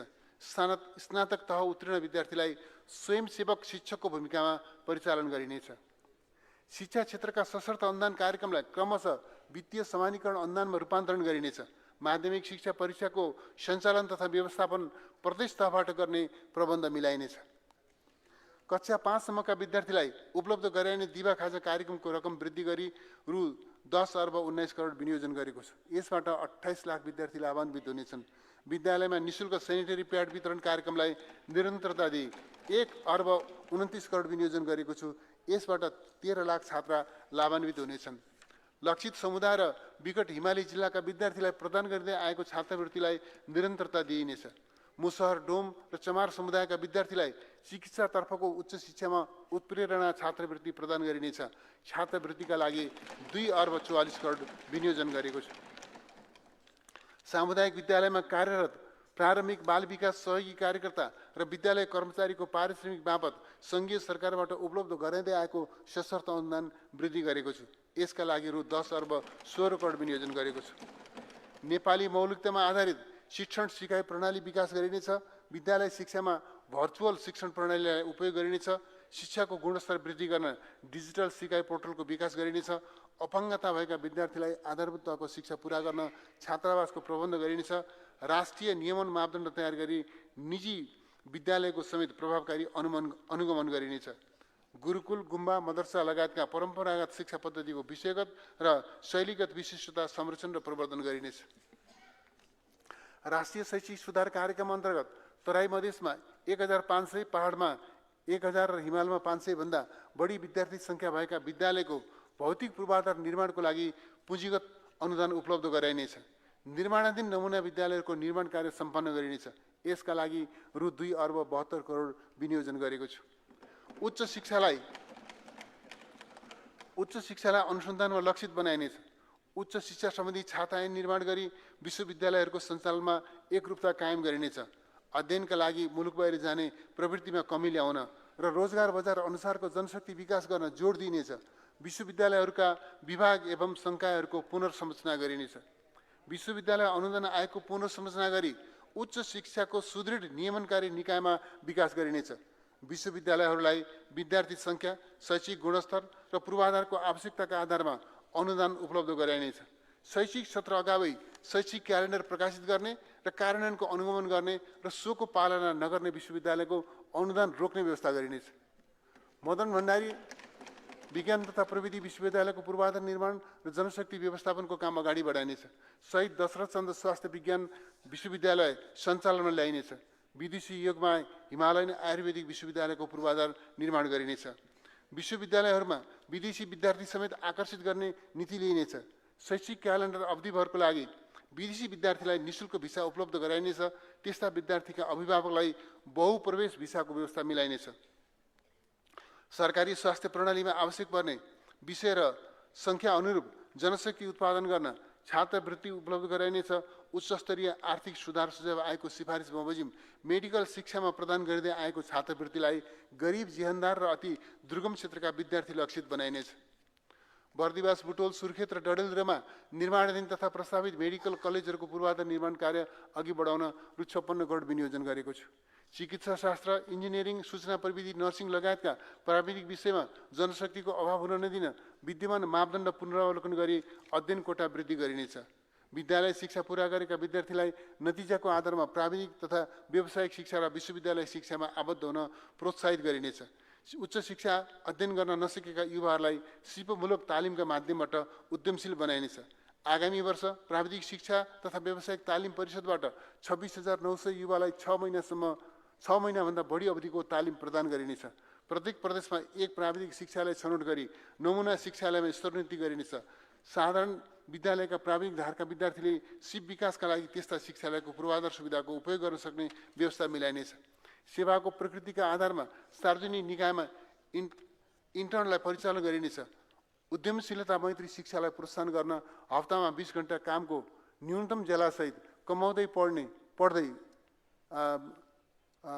हप्तामा 20 घण्टा कामको न्यूनतम ज्यालासहित कमाउँदै पढ्दै कार्यक्रम सञ्चालन गरिनेछ। शिक्षा विज्ञान तथा प्रविधि मन्त्रालयको लागि रु 2 खर्ब 11 अर्ब 17 करोड विनियोजन गरेको छु। निरोगी नेपाल स्वस्थ नेपाली, स्वच्छ आहार, योग, ध्यान, व्यायाम र सकारात्मक सोचसहितको जीवनशैली विकास गर्न निरोगी नेपाल अभियान सञ्चालन गरिनेछ। आम नागरिकलाई निःशुल्क, सर्वसुलभ र गुणस्तरीय आधारभूत स्वास्थ्य सेवा उपलब्ध गराइनेछ। विशिष्टीकृत स्वास्थ्य सेवाको दायरा विस्तार गर्न सक्षम जनशक्ति, आधुनिक उपकरण र पूर्वाधारमा लगानी वृद्धि गरिनेछ। स्वास्थ्य बीमा कार्यक्रमको पुनर्संरचना गरिनेछ। यस सम्बन्धी कानुनी व्यवस्थाको प्रभावकारी कार्यान्वयन र दायरा विस्तार गरिनेछ। बिमितहरूको सुविधा थैली क्रमशः वृद्धि गर्दै लगिनेछ। सामाजिक स्वास्थ्य सुरक्षा कार्यक्रमलाई स्वास्थ्य बीमामा एकीकृत गरिनेछ। बिमितहरूलाई फरक पोलिसी छनौटको सुविधा उपलब्ध गराइनेछ। बीमा सुविधाको दुरुपयोग हुन नदिन दोहोरोपना हटाइनेछ। चुहावट नियन्त्रण र संस्थागत सुशासन कायम गरिनेछ। ज्येष्ठ नागरिक, अपाङ्गता भएका व्यक्ति, दलित, अति विपन्न तथा अल्पसंख्यक समुदायको बीमा सुविधालाई निरन्तरता दिइनेछ। स्वास्थ्य बीमा कार्यक्रमका लागि रु 10 अर्ब विनियोजन गरेको छु। साथै हालसम्म बाँकी रहेको भुक्तानी दाबी रकम तेस्रो पक्षबाट परीक्षण गराई यसै आर्थिक वर्षमा फरफारक गर्ने व्यवस्था मिलाएको छु। उच्च रक्तचाप, मुटु, मधुमेह, मृगौला, कलेजो र क्यान्सर लगायतका नसर्ने रोगको निदान र उपचारका लागि दक्ष चिकित्सक र आधुनिक उपकरणसहित विशिष्ट सेवा विस्तार गरिनेछ।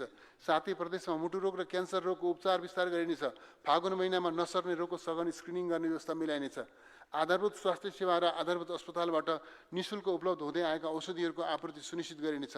वितरण गरिएका औषधिको अभिलेख राख्ने र वेबसाइटमा प्रकाशन गर्ने व्यवस्था मिलाइनेछ। यसका लागि रु 2 अर्ब 6 करोड विनियोजन गरेको छु।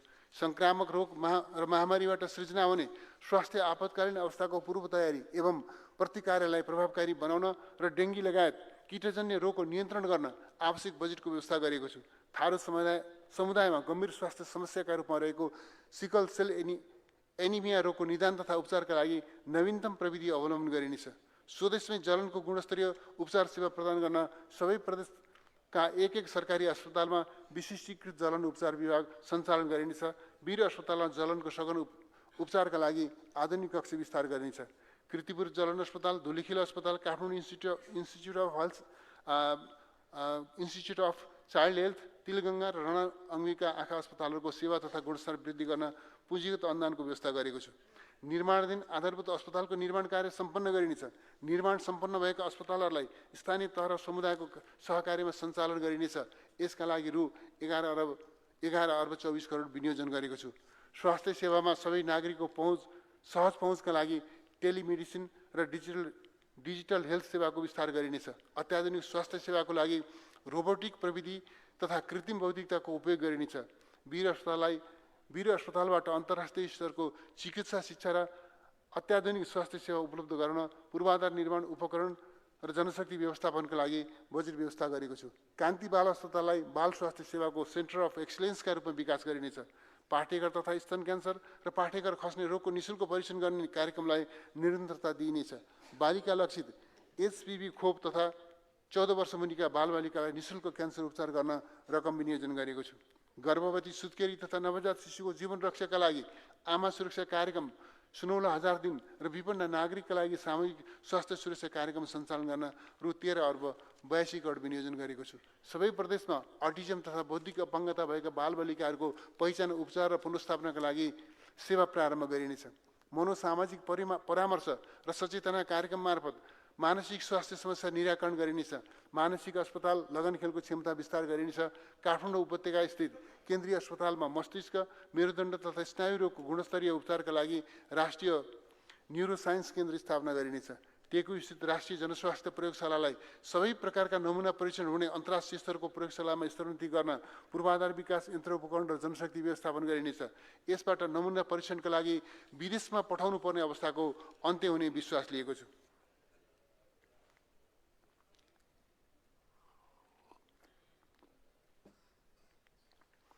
आयुर्वेद, प्राकृतिक चिकित्सा, होमियोप्याथी, अक्युपञ्चर, आम्ची लगायतका वैकल्पिक उपचार पद्धतिलाई प्रवर्धन गरिनेछ। सिंहदरबार वैद्यखानाको उत्पादन क्षमता विस्तार गरिनेछ। राष्ट्रिय आयुर्वेद पञ्चकर्म योग सेवा केन्द्र सञ्चालनमा ल्याइनेछ। नागरिक आरोग्य कार्यक्रमलाई सबै स्थानीय तहमा विस्तार गरिनेछ।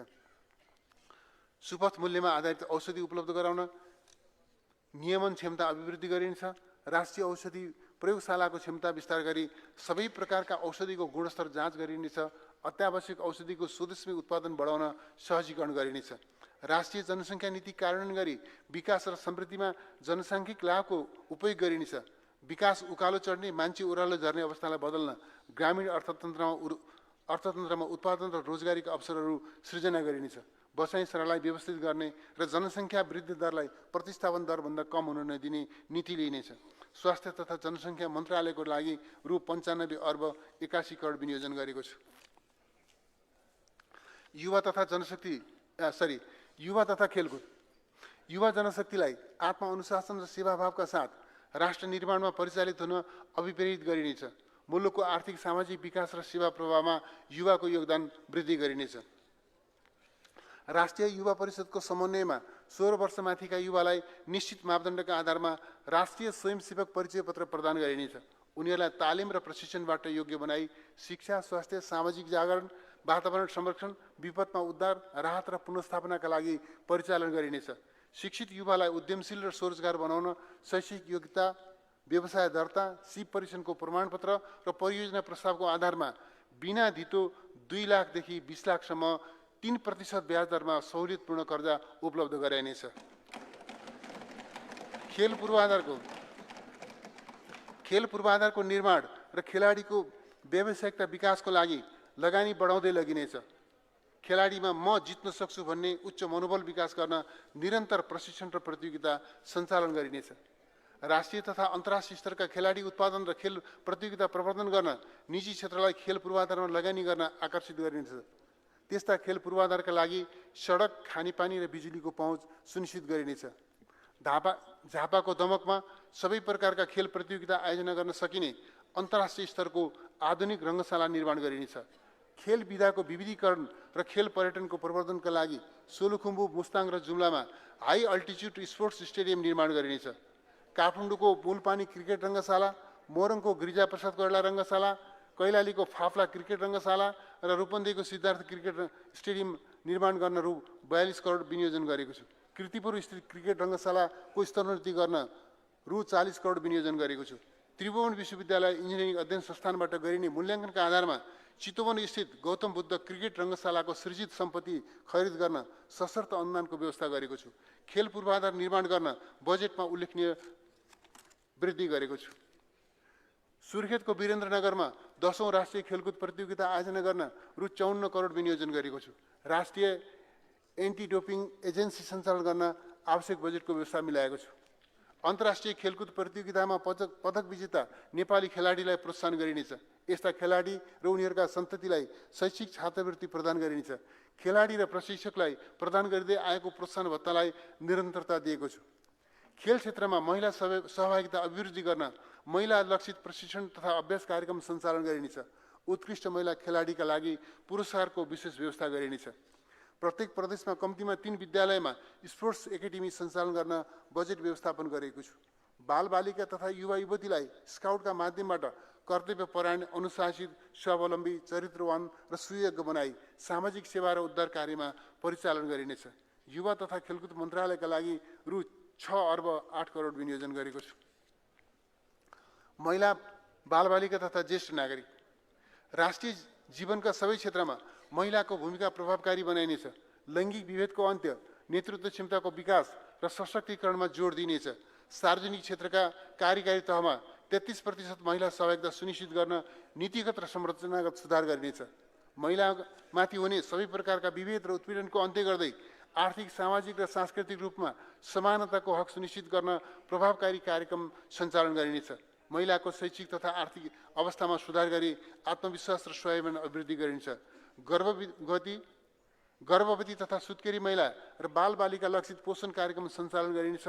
राष्ट्रिय महिला उत्थान कार्यक्रम मार्फत ज्यान जोखिममा परेका दुर्गम क्षेत्रका गर्भवती र सुत्केरी महिलाको निःशुल्क हवाई उद्धार गर्ने कार्यलाई निरन्तरता दिन आवश्यक रकम विनियोजन गरेको छु। महिला लक्षित उद्यमशीलता प्रवर्धनको माध्यमबाट रोजगारी तथा स्वरोजगारीका अवसर वृद्धि गरिनेछ। महिलाको नाममा उद्योग, व्यवसाय वा कम्पनी दर्ता वा नवीकरण गर्दा शुल्क नलाग्ने व्यवस्था गरिनेछ। गृहिणी महिलाको श्रम र सिपलाई साना तथा घरेलु उद्यमसँग जोड्न क्षमता विकासका कार्यक्रम सञ्चालन गरिनेछ। संविधान प्रदत्त बाल अधिकारको प्रत्याभूति र बालबालिकाको सर्वाङ्गीण विकास गर्न शिक्षा, स्वास्थ्य, पोषण, मनोरञ्जन तथा सामाजिक संरक्षणका अवसरहरू उपलब्ध गराइनेछ। बाल उद्यान निर्माण गर्न स्थानीय तहसँग साझेदारी गरिनेछ। सडक बालबालिका मुक्त राष्ट्रिय अभियानलाई निरन्तरता दिइनेछ। बेवारिसे, परित्यक्त र अभिभावकविहीन बालबालिकाको संरक्षण, पारिवारिक पुनर्मिलन, सामाजिक पुनर्स्थापना र वैकल्पिक हेरचाहको व्यवस्था मिलाइनेछ। बाल सुधार गृहको क्षमता विस्तार गरिनेछ। कुलतमा लागेका बालबालिकालाई असल मार्गमा ल्याउन मनोसामाजिक र वृत्ति परामर्श उपलब्ध गराइनेछ। बाल हेल्पलाइन सेवालाई नागरिक एपसँग आबद्ध गरिनेछ। ज्येष्ठ नागरिकको ज्ञान, सिप र अनुभवलाई पुस्तान्तरण गर्दै लगिनेछ। ज्येष्ठ नागरिकको सामाजिक सुरक्षा तथा स्वास्थ्य उपचारको प्रबन्ध मिलाइनेछ। सहयोगापेक्षी सडक मानवमुक्त अभियानमा जुटेका परोपकारी संस्थाहरूसँग सहकार्य गरिनेछ। अपाङ्गता भएका व्यक्तिको पहिचान र वर्गीकरणको मापदण्ड अद्यावधि गरी परिचय पत्र वितरण प्रणालीलाई व्यवस्थित गरिनेछ।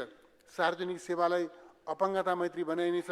सहाराविहीन, अशक्त तथा पूर्ण अपाङ्गता भएका व्यक्तिहरूका लागि समुदायमा आधारित पुनर्स्थापना सेवा विस्तार गरिनेछ।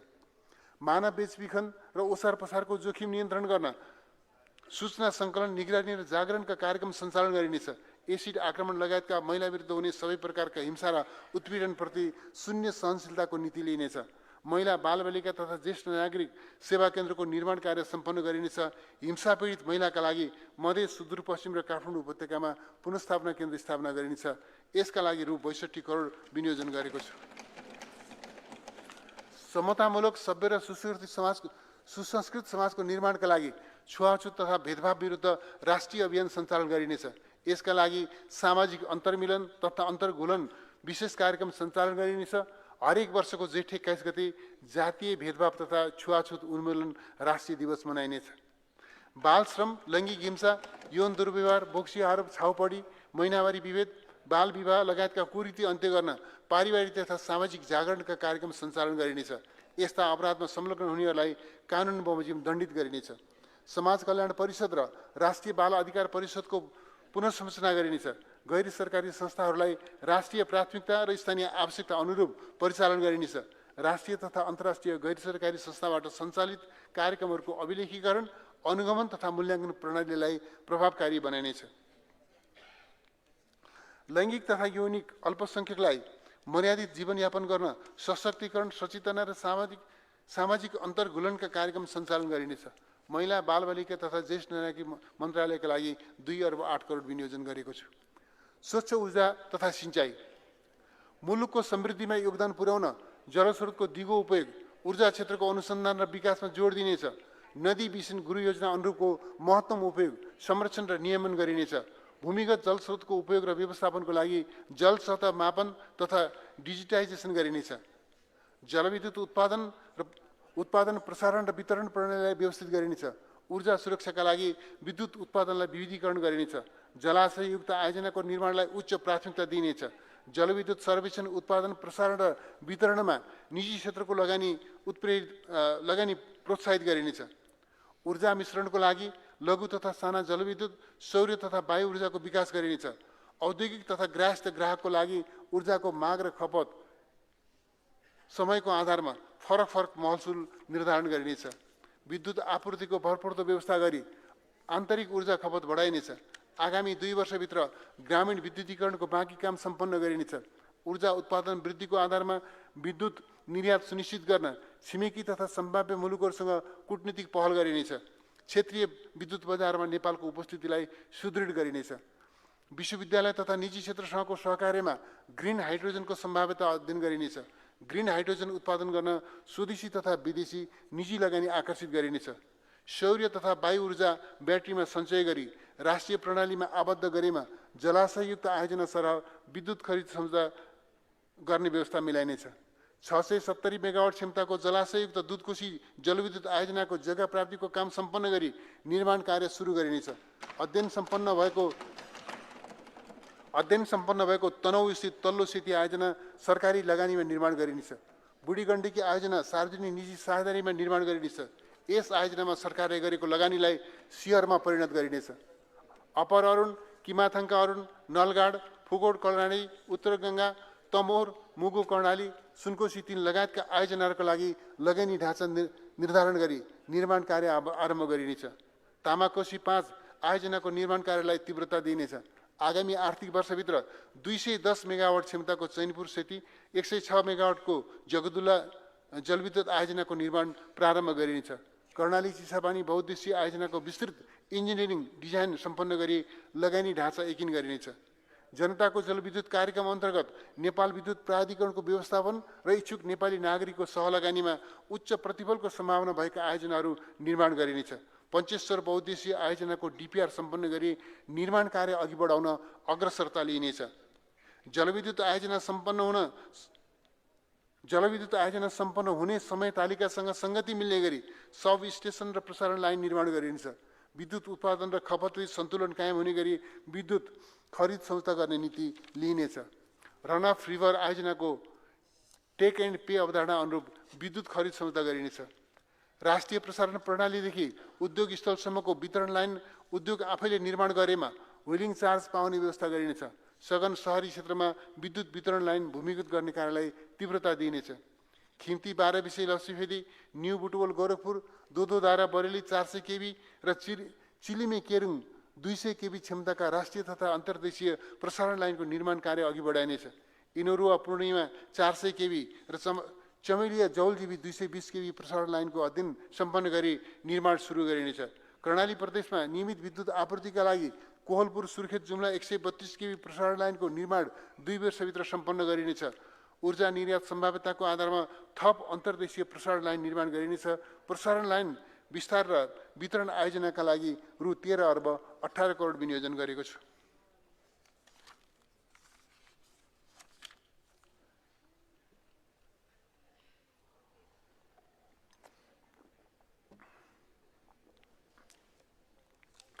औद्योगिक क्षेत्र लगायत विद्युतको उच्च माग भएका स्थानमा अविच्छिन्न पर्याप्त र भरपर्दो विद्युत सेवा उपलब्ध गराइनेछ।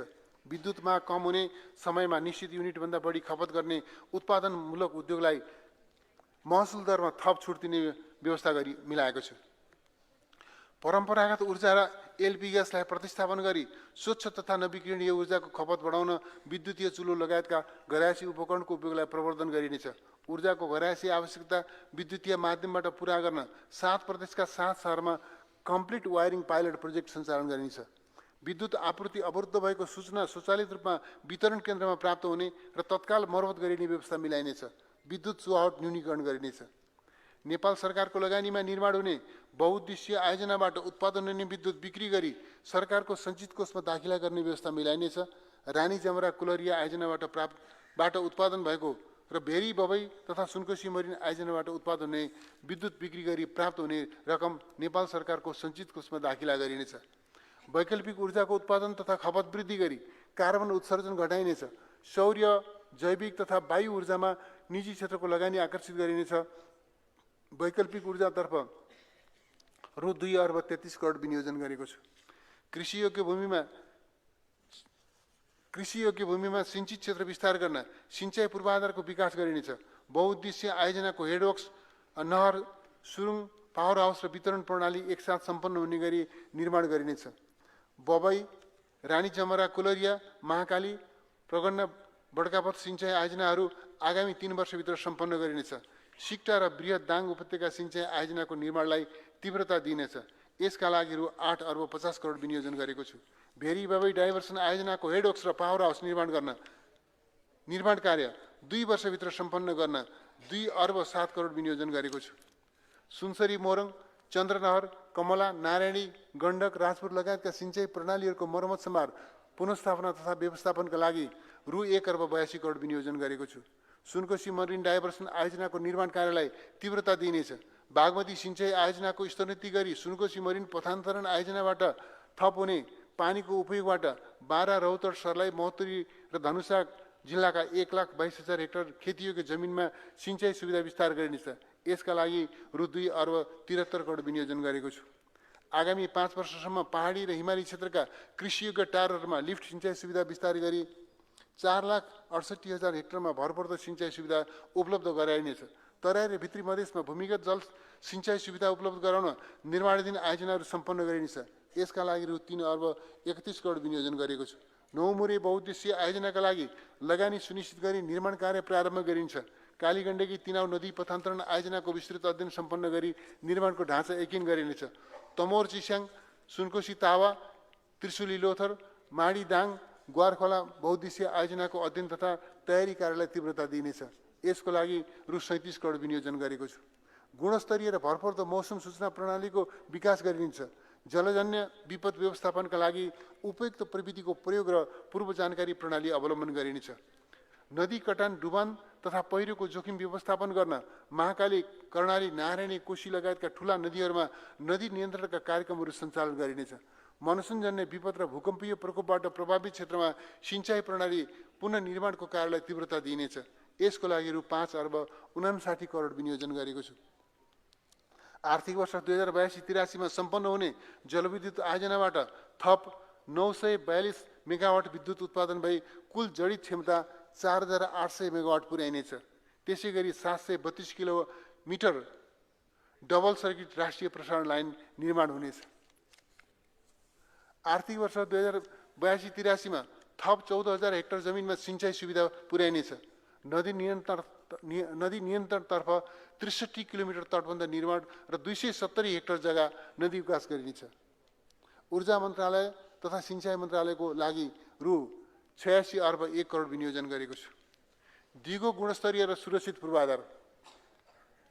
आधुनिक र गुणस्तरीय पूर्वाधार निर्माण गरी मुलुकको आर्थिक सामाजिक विकासलाई तीव्रता दिइनेछ। सुरक्षित र भरपर्दो आवागमनको लागि दिगो सडक सञ्जालको विस्तार गरिनेछ। द्रुत मार्ग, अन्डरपास र ओभरपास जस्ता आधुनिक पूर्वाधारहरूको निर्माणलाई तीव्रता दिइनेछ। राष्ट्रिय राजमार्गलाई आवश्यकताको आधारमा 2 लेनदेखि 8 लेनसम्मको गतियुक्त र सुरक्षित सडकमा स्तरोन्नति गर्दै लगिनेछ। सडकको नियमित मर्मत समार गरी दिगो रूपमा सञ्चालन गरिनेछ। आर्थिक, प्राविधिक र वातावरणीय दृष्टिले उपयुक्त देखिएका स्थानमा मात्र सडकका लागि नयाँ ट्र्याक खोल्ने नीति लिइनेछ। सडक पूर्वाधार निर्माण गर्दा सुरुङ प्रविधिको प्रयोग विस्तार गर्दै लगिनेछ। आगामी वर्षमा नागढुङ्गा र सिद्धबाबाको सुरुङ मार्गको निर्माण सम्पन्न गर्न रु 2 अर्ब 60 करोड विनियोजन गरेको छु। वन तथा राष्ट्रिय निकुञ्ज क्षेत्रमा ओभरपास र अन्डरपास जस्ता वन्यजन्तु मैत्री पूर्वाधार संरचना निर्माण गरिनेछ। शहरी तथा संवेदनशील भू बनोट भएका क्षेत्रमा गुणस्तरीय र दिगो सडक निर्माण गर्न सिमेन्ट, छड, गिट्टी र बालुवा प्रयोग गरी आरसीसी ढलान सहितको कालोपत्री गरिनेछ। यसबाट स्वदेशी निर्माण सामग्रीको खपत वृद्धि हुने र सडक पूर्वाधार टिकाउ हुने विश्वास गरेको छु।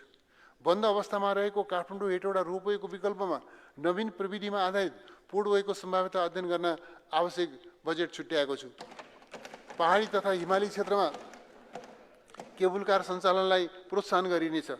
बिरेठाँटी मुक्तिनाथ केबुल कार निर्माण गर्न निजी क्षेत्रलाई सहजीकरण गरिनेछ। आगामी 2 वर्षभित्र पूर्व पश्चिम राजमार्गको काँकरभिट्टा लौकही, कमला कञ्चनपुर, कमला बागमती, बागमती पथलैया, बुटवल नारायणघाट, बुटवल गौरीसिंह खण्डको 422 किलोमिटर सडकलाई 4 लेनमा स्तरोन्नति गरिनेछ। पूर्व पश्चिम राजमार्गको गड्डाचौकी अत्तरिया खण्ड स्तरोन्नतिको कार्य आगामी आर्थिक वर्षमा सुरु गरिनेछ। यसका लागि रु 21 अर्ब 19 करोड विनियोजन गरेको छु।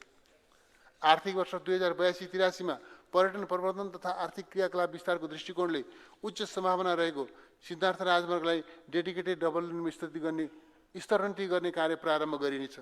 यात्राको समय, लागत, दूरी र दुर्घटना घटाउन पुष्पलाल मध्य पहाडी राजमार्गको विद्यमान रेखाङ्कन परिमार्जन गरिनेछ। यस राजमार्गलाई सुरुङ भाइडक्ट प्रविधि सहितको डेडिकेटेड डबल लेनमा स्तरोन्नति गर्न पूर्व तयारी गरिनेछ। यसका लागि रु 3 अर्ब 94 करोड विनियोजन गरेको छु। हुलाकी राजमार्गको निर्माण कार्य 2 वर्षभित्र सम्पन्न गर्ने गरी तराई मधेसको आर्थिक विकास तथा अन्तर आबद्धतालाई सुदृढ गरिनेछ। 2 वर्षभित्र सम्पन्न गरी तराई मधेसको आर्थिक विकास तथा अन्तर आबद्धतालाई सुदृढ गरिनेछ। यसका लागि रु 3 अर्ब 56 करोड विनियोजन गरेको छु। काठमाडौँ तराई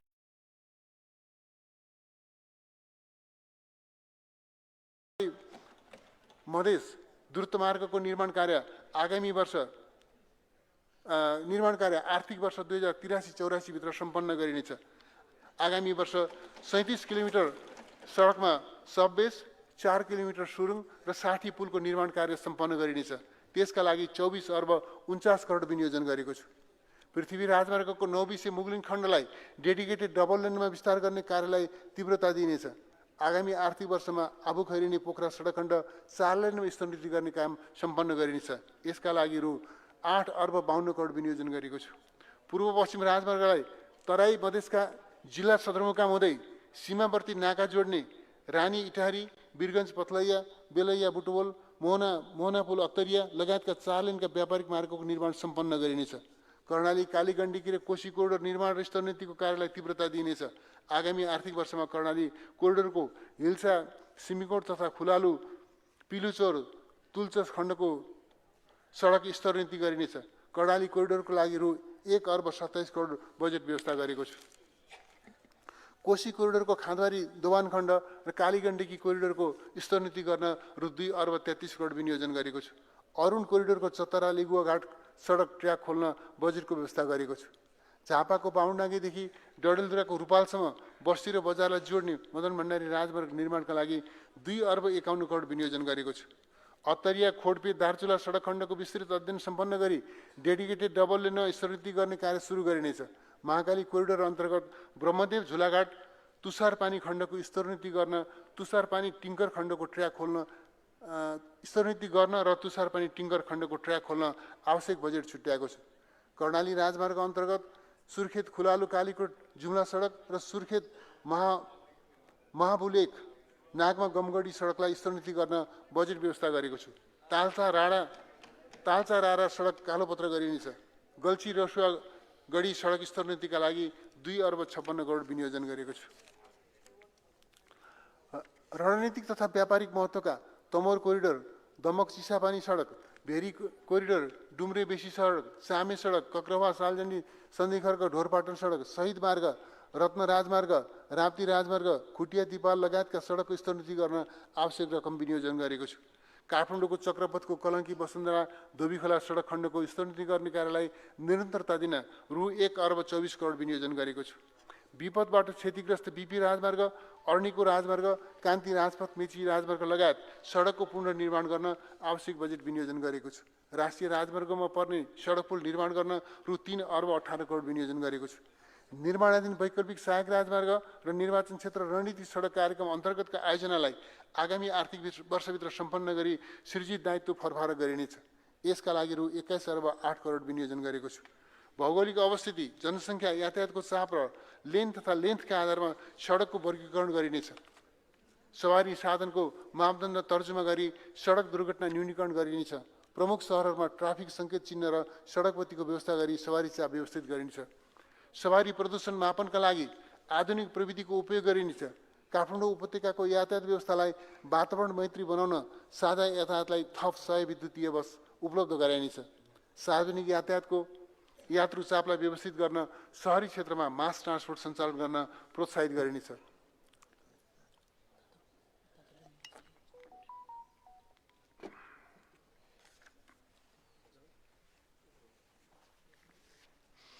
सडक दुर्घटना न्यूनीकरणका लागि रिफ्रेस सेन्टर सञ्चालन गरिनेछ। सबै प्रकारका सवारी साधनको नियमित रूपमा फिटनेस टेस्ट हुनुपर्ने व्यवस्था मिलाइनेछ। तेस्रो पक्ष बिमालाई समय सापेक्ष बनाउँदै लगिनेछ। विद्युतीय सवारी साधनको प्रयोगलाई विश्वसनीय, गुणस्तरीय र दिगो बनाउन प्रोत्साहन गरिनेछ। निजी क्षेत्रलाई चार्जिङ स्टेसन तथा वर्कसप निर्माण गर्न आकर्षित गरिनेछ। काठमाडौँ उपत्यका लगायत ठुला सहरमा स्मार्ट सार्वजनिक यातायात सञ्चालन गर्न निजी क्षेत्रको लगानी आकर्षित गरिनेछ। सार्वजनिक यातायात प्राधिकरण सञ्चालनमा ल्याइनेछ। प्रदेश स्तरबाट सवारी चालक अनुमति पत्र वितरण हुने व्यवस्था मिलाइनेछ। काठमाडौँ उपत्यकाको सार्वजनिक यातायातलाई आधुनिक र व्यवस्थित गर्न मेट्रो रेल, मोनोरेल जस्ता विकल्पहरूको सम्भाव्यता अध्ययन गरिनेछ। अन्तर्राष्ट्रिय सीमानाकाबाट अस्थायी पैठारी हुने सवारी तथा ढुवानीका साधन र हेभी इक्विपमेन्टमा प्रचलित कानुन बमोजिम भन्सार बिन्दुमा महसुल सङ्कलन गरे पश्चात प्रदेश तथा स्थानीय तहले थप शुल्क वा दस्तुर लिन नपाउने व्यवस्थालाई प्रभावकारी रूपमा कार्यान्वयन गरिनेछ। अध्ययन सम्पन्न भएका सुरुङ मार्गहरू दुम्कीवास, बर्दघाट, खुरकोट, चियाबारी, बबई, छिन्चु, मजिमटार, शक्तिखोर, हेम्जा, नयाँ पुल, कुलेखानी, भीमफेदी, धरान, ल्याउतीको निर्माणका लागि स्रोत व्यवस्थापन र अन्य तयारी अगाडि बढाइनेछ। टोखा, छहरे, शिवपुर, भालुबाङ, रानीघाट, भुरीगाउँ, दोलालघाट, चर्नावती, हात्तीसा र बबई सुरुङ मार्गको सम्भाव्यता अध्ययन सम्पन्न गरिनेछ। आगामी वर्ष पूर्व पश्चिम राजमार्गलाई आधार मानी स्ट्यान्डर्ड गेज मापदण्डको विद्युतीय रेल मार्ग निर्माण गर्न विस्तृत अध्ययन गरिनेछ। निर्माणाधीन बर्दिवास निजगढ खण्डको रेलमार्गलाई पूर्व पश्चिम विद्युतीय रेलमार्गको मापदण्ड अनुरूप बनाइनेछ। पूर्व पश्चिम रेलमार्ग निर्माण गर्ने प्रयोजनका लागि अधिग्रहण गर्न रोक्का राखिएको काँक्रेबिटा इटहरी खण्डको जग्गा फुकुवा गरिनेछ। आगामी आर्थिक वर्षमा काठमाडौँ केरुङ रेलमार्गको विस्तृत परियोजना प्रतिवेदन तयार गरिनेछ। सीमावर्ती दक्षिण नाकाका न्यू जलपाइगुडी काँक्रेबिटा नौतनुवा भैरवा नेपालगञ्ज रोड नेपालगञ्ज जोड्ने रेलमार्ग निर्माण कार्यको तयारी सुरु गरिनेछ। सडक यातायात दुर्घटनाबाट हुने मानवीय र भौतिक क्षति न्यूनीकरण गर्न राष्ट्रिय सडक सुरक्षा मापदण्ड निर्धारण गरिनेछ। प्रमुख राजमार्गमा शीघ्र उद्धारका लागि हेलिकप्टर, विशिष्टीकृत एम्बुलेन्स, ट्रमा उपचार लगायतका आपतकालीन सेवा उपलब्ध हुने व्यवस्था मिलाइनेछ। सम्भाव्यताको आधारमा अन्तर्देशीय जल यातायातको विकास विस्तार र प्रवर्धन गरिनेछ। कोशी, गण्डकी लगायत नेपालका प्रमुख नदी हुँदै कलकत्ता बन्दरगाहसम्मको जल यातायात सञ्चालन गर्न आवश्यक तयारी गरिनेछ। आर्थिक वर्ष 2082-83 मा नागढुङ्गा, सिद्धबाबा र काठमाडौँ तराई मधेस द्रुतमार्गमा पर्ने 3वटा सुरुङ मार्गको निर्माण सम्पन्न गरिनेछ। राष्ट्रिय गौरवका र प्रमुख सडक आयोजनामा थप 850 किलोमिटर सडक कालोपत्रे र 171 सडक पुल निर्माण सम्पन्न गरिनेछ। भौतिक पूर्वाधार तथा यातायात मन्त्रालयको लागि रु 1,52 अर्ब विनियोजन गरेको छु। योजनाबद्ध शहरी विकास। नागरिकको सुरक्षित आवासको संवैधानिक हकको प्रत्याभूति गरिनेछ। शहरी विकासलाई उत्पादन वृद्धि, व्यवसाय विस्तार र रोजगारीका अवसरसँग आबद्ध गरिनेछ। सामूहिक आवास विकासको लागि जग्गा प्राप्ति र वित्तीय पहुँच उपलब्ध गराइनेछ। निजी क्षेत्रबाट निर्माण र सञ्चालन हुने सामुदायिक तथा संयुक्त आवास विकासका लागि नीतिगत सहजीकरण गरिनेछ। सम्भाव्यताको आधारमा जग्गा एकीकरण र सुपथ मूल्यका आवास विकास गरिनेछ। स्मार्ट सिटी र इको भिलेज अनुरूपका पूर्वाधार निर्माण गर्न अध्ययन गरिनेछ। जोखिमयुक्त र छरिएका बस्तीलाई सुरक्षित स्थानमा स्थानान्तरण गरी सुविधायुक्त एकीकृत बस्तीमा विकास गरिनेछ। बस्तीको मौलिक स्वरूप र स्थानीय वास्तुकलाको प्रवर्धन गरिनेछ। देशभरका 50 बस्तीहरूको संरक्षण र पूर्वाधार सुधारका लागि बजेटको व्यवस्था गरेको छ। निजी क्षेत्रसँगको साझेदारीमा व्यवस्थित सहर विकास गरिनेछ। काठमाडौँ उपत्यकाको ईशान, आग्नेय, तारकेश्वर र डुकुछापमा जग्गा विकास आयोजना सञ्चालन गरिनेछ। काठमाडौँ उपत्यका लगायत प्रमुख सहरहरूको सौन्दर्य तथा आधारभूत सेवाको गुणस्तर वृद्धि गर्न युटिलिटी कोरिडोरको अवधारणा कार्यान्वयन गरिनेछ। काठमाडौँको शङ्खरापुरमा जहरसिंह पौवा स्टेडियम र गणेशमान सिंह पार्क तथा बुढा नीलकण्ठ गोकर्णेश्वरमा मदन भण्डारी बहुद्देश्य पार्कको निर्माण सुरु गरिनेछ। तनहुँको चुदिरमगामा भानु साहित्य उद्यान निर्माण गरिनेछ। काठमाडौँको भ्रिकुटी मण्डपमा अन्तर्राष्ट्रिय स्तरको प्रदर्शनी स्थल निर्माण गरिनेछ। नवलपरासी पूर्वको जिल्ला सदरमुकाममा पूर्वाधार निर्माणलाई तीव्रता दिन रु 80 करोड विनियोजन गरेको छु। स्थानीय तहका निर्माणाधीन 129 प्रशासकीय भवन सम्पन्न गर्न रु 1 अर्ब विनियोजन गरेको छु। आगामी वर्ष सङ्घीय संसद र सर्वोच्च अदालतको भवन निर्माण सम्पन्न गरिनेछ। पुरातात्विक महत्त्वका शीतल निवास, हरिहर भवन, श्रीमहल र ग्यालरी बैठकको पुनर्निर्माण गरिनेछ। स्थानीय तह र निजी क्षेत्रको साझेदारीमा आधुनिक प्रविधियुक्त फोहोर प्रशोधन केन्द्र स्थापना गरी ऊर्जा मल ब्रिकेट लगायतका सामग्री उत्पादन गरिनेछ। बागमती लगायत काठमाडौँ उपत्यकाका नदीहरूलाई स्वच्छ बनाउन आवश्यक पूर्वाधार निर्माण गरिनेछ। काठमाडौँ उपत्यकाभित्रका कोरिडोर सडक विस्तार गर्दै लगिनेछ। यसका लागि रु 3 अर्ब 42 करोड विनियोजन गरेको छु। मध्य पहाडी पुष्पलाल राजवर्गका प्रमुख 10 स्थानमा नयाँ सहर निर्माण कार्य अघि बढाउन रु 1 अर्ब 70 करोड विनियोजन गरेको छु। देशभरका विभिन्न सहरी पूर्वाधार निर्माण र स्तरोन्नतिका लागि सघन सहरी कार्यक्रम सञ्चालन गर्न रु 5 अर्ब 36 करोड विनियोजन गरेको छु। साथै स्थानीय पुल तथा झोलुङ्गे पुल निर्माणका लागि रु 8 अर्ब 90 करोड विनियोजन गरेको छु। नगर विकासको पुनर्संरचना गरी लगानी क्षमता अभिवृद्धि गरिनेछ। तराई मधेस समृद्धि तथा स्थानीय पूर्वाधार सहयोग कार्यक्रमलाई निरन्तरता दिन रु 1 अर्ब 2 करोड विनियोजन गरेको छु। जनता आवास कार्यक्रम अन्तर्गत 1000 घर निर्माण र सुरक्षित नागरिक आवास अन्तर्गत 5000 घरको फुसको छाना विस्थापन गर्न रु 75 करोड विनियोजन गरेको छु।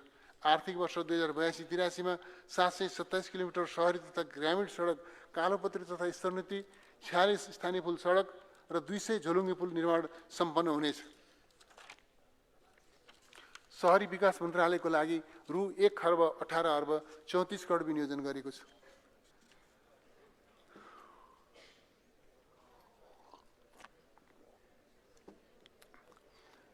खानेपानी तथा सरसफाई। सबै नेपालीका लागि स्वच्छ एवं गुणस्तरीय खानेपानी उपलब्ध गराइनेछ। समुदायसँगको साझेदारीमा खानेपानी आपूर्तिको दिगो व्यवस्थापन गरिनेछ। काठमाडौँ उपत्यकाको खानेपानी आपूर्ति प्रणालीलाई एकीकृत र व्यवस्थित गरिनेछ। यसका लागि काठमाडौँ उपत्यका खानेपानी व्यवस्थापन बोर्ड, काठमाडौँ उपत्यका खानेपानी लिमिटेड आयोजना कार्यान्वयन निर्देशनालय र मेलम्ची खानेपानी विकास समितिलाई एकीकृत गरिनेछ। जलवायु परिवर्तनको असर, बढ्दो शहरीकरण र भूमिगत पानीको अत्यधिक दोहनबाट खानेपानीका परम्परागत मुहान सुकिरहेको सन्दर्भमा जलाशययुक्त खानेपानी आयोजना, भूमिगत पानीको स्रोतको पुनर्भरण र खानेपानी मुहानको पुनरुत्थानका कार्यक्रम सञ्चालन गरिनेछ। सङ्घ, प्रदेश र स्थानीय तहका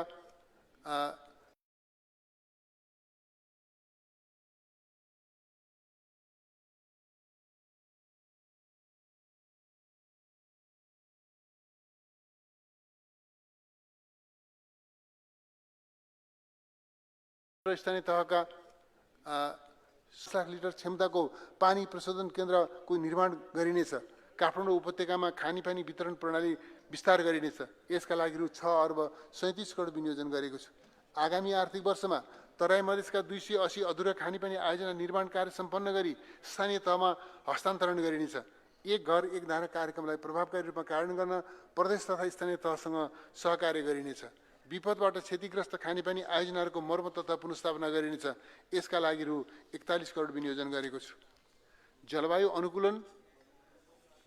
अनुकूलित खानेपानी आयोजना अन्तर्गत 184 आयोजना निर्माण गर्न रु 3 अर्ब 85 करोड विनियोजन गरेको छु। सुर्खेतको भेरी पम्पिङ खानेपानी आयोजनाको निर्माण कार्य आगामी 2 वर्षभित्र सम्पन्न गर्न रु 1 अर्ब 32 करोड विनियोजन गरेको छु। लिफ्ट प्रविधिबाट खानेपानी सेवा उपलब्ध गराउँदा लाग्ने विद्युत महसुलमा 50% छुट दिने व्यवस्था गरेको छु। प्रमुख सहरहरूमा ढल निर्माण तथा प्रशोधन कार्यक्रम सञ्चालन गर्न रु 1 अर्ब 9 करोड विनियोजन गरेको छु। आर्थिक वर्ष 2082-83 मा ठूला खानेपानी आयोजना सम्पन्न भई 37% जनसङ्ख्यालाई सुरक्षित खानेपानी सेवा उपलब्ध हुनेछ। यसबाट 98% जनसङ्ख्यामा आधारभूत खानेपानी सेवाको पहुँच पुग्नेछ। खानेपानी मन्त्रालयको लागि रु 33 अर्ब 89 करोड विनियोजन गरेको छु। विपदपछिको पुनर्निर्माण, विपदको पूर्व सूचना प्रणाली विकास गरी क्षति न्यूनीकरण गरिनेछ। विपद व्यवस्थापन तथा प्रतिकार्यमा संलग्न हुने जनशक्तिको क्षमता विकास र सुरक्षित प्रविधिको अवलम्बनमा जोड दिइनेछ। भूकम्प र मनोसञ्जन्य विपदबाट क्षति भएका निजी आवास, विद्यालय, सार्वजनिक पूर्वाधार, पुरातात्विक एवं सांस्कृतिक सम्पदाको पुनर्निर्माण गरिनेछ। यसका लागि रु 18 अर्ब 50 करोड विनियोजन गरेको छु। आर्थिक योजना तथा तथ्याङ्क, नेपालको संविधानले व्यवस्था गरेको अधिकार सूची, कार्यविस्तृतीकरण प्रतिवेदन र आयोजना मापदण्ड अनुरूप सङ्घ, प्रदेश र स्थानीय तहबीच आयोजनाहरूको दोहोरोपन हुन नदिन एकीकृत राष्ट्रिय आयोजना ब्याङ्क व्यवस्थापन सूचना प्रणाली सञ्चालनमा ल्याइनेछ। प्राकृतिक स्रोतको संरक्षण र दिगो उपयोगका लागि तहगत सरकारबीच समन्वय र सहकार्य गरिनेछ। आयोजना ब्याङ्क, मध्यकालीन खर्च संरचना र मन्त्रालयगत बजेट सूचना प्रणालीबीच अन्तरआबद्धता कायम गरिनेछ। राष्ट्रिय आर्थिक गणना 2082 सम्पन्न गरिनेछ। राष्ट्रिय लेखाको आधार वर्ष परिवर्तन गरिनेछ। सङ्घ, प्रदेश र स्थानीय तहको तथ्याङ्कीय प्रोफाइल तयार गरिनेछ। बिग डाटा प्रशोधन क्षमता विकास गरिनेछ। खुला तथ्याङ्कको अवधारणालाई क्रमशः कार्यान्वयन गरिनेछ। राष्ट्रिय सुरक्षा तथा शान्ति सुव्यवस्था, नेपालको सार्वभौमसत्ता, भौगोलिक अखण्डता, स्वतन्त्रता, स्वाधीनता र स्वाभिमानको रक्षा गरिनेछ। सामाजिक सद्भाव र राष्ट्रिय एकतालाई बलियो बनाइनेछ। सुरक्षा निकायहरूलाई सबल, सक्षम र व्यावसायिक बनाउन स्रोत साधन सम्पन्न बनाइनेछ। सुरक्षा निकायका लागि आवश्यक पर्ने सैन्य सामग्री, हात हतियार तथा सुरक्षा उपकरणको व्यवस्था गरिनेछ। नेपाली सेनाको क्षमता अभिवृद्धि गरी राष्ट्रिय सुरक्षा विकास निर्माण र विपद व्यवस्थापनमा परिचालन गरिनेछ। बङ्करदेखि ब्यारेक कार्यक्रमलाई निरन्तरता दिएको छु। मुलुकमा शान्ति सुव्यवस्था र अमन चैन कायम गर्न स्थानीय प्रशासनलाई सुदृढ बनाइनेछ। नेपाल प्रहरीलाई शान्ति सुरक्षा, अपराध नियन्त्रण गर्न सक्षम तुल्याइनेछ। सशस्त्र प्रहरी बल नेपाललाई सीमा सुरक्षा, विपद व्यवस्थापन र शान्ति सुरक्षामा परिचालन गरिनेछ। राष्ट्रिय अनुसन्धान विभागको अनुसन्धान क्षमता विकास गरिनेछ। अध्यागमन प्रणालीको स्तरोन्नति गरी अनलाइन पेमेन्ट सिस्टम र अनलाइन भिसाको सुविधा उपलब्ध गराइनेछ। स्टार्टअप व्यवसायमा काम गर्ने विशेषज्ञ तथा लगानीकर्तालाई निःशुल्क आवासीय भिसा र नेपालमा बसेर विदेशी कम्पनीको लागि रिमोट वर्क गर्ने व्यक्तिलाई डिजिटल नोम्याड भिसा उपलब्ध गराइनेछ। राष्ट्रिय सेवा दलको दायरा विस्तार र प्रभावकारिता अभिवृद्धि गरिनेछ। युवा तथा बालबालिकालाई लागु औषधि तथा दुर्व्यसनको कुलतबाट जोगाउन समुदायसँगको सहकार्यमा सचेतना कार्यक्रम सञ्चालन गरिनेछ। कार्यगारलाई सुधार गृहमा रूपान्तरण गर्न भौतिक पूर्वाधार विकास, सिपमूलक तालिम, उद्यमको लागि सहयोगी वातावरण र मनोसामाजिक परामर्श उपलब्ध गराइनेछ। खुला कारागारको अवधारणा कार्यान्वयन गर्दै लगिनेछ। निर्माणाधीन कारागारहरूको भौतिक पूर्वाधार विकास गरी सञ्चालनमा ल्याइनेछ।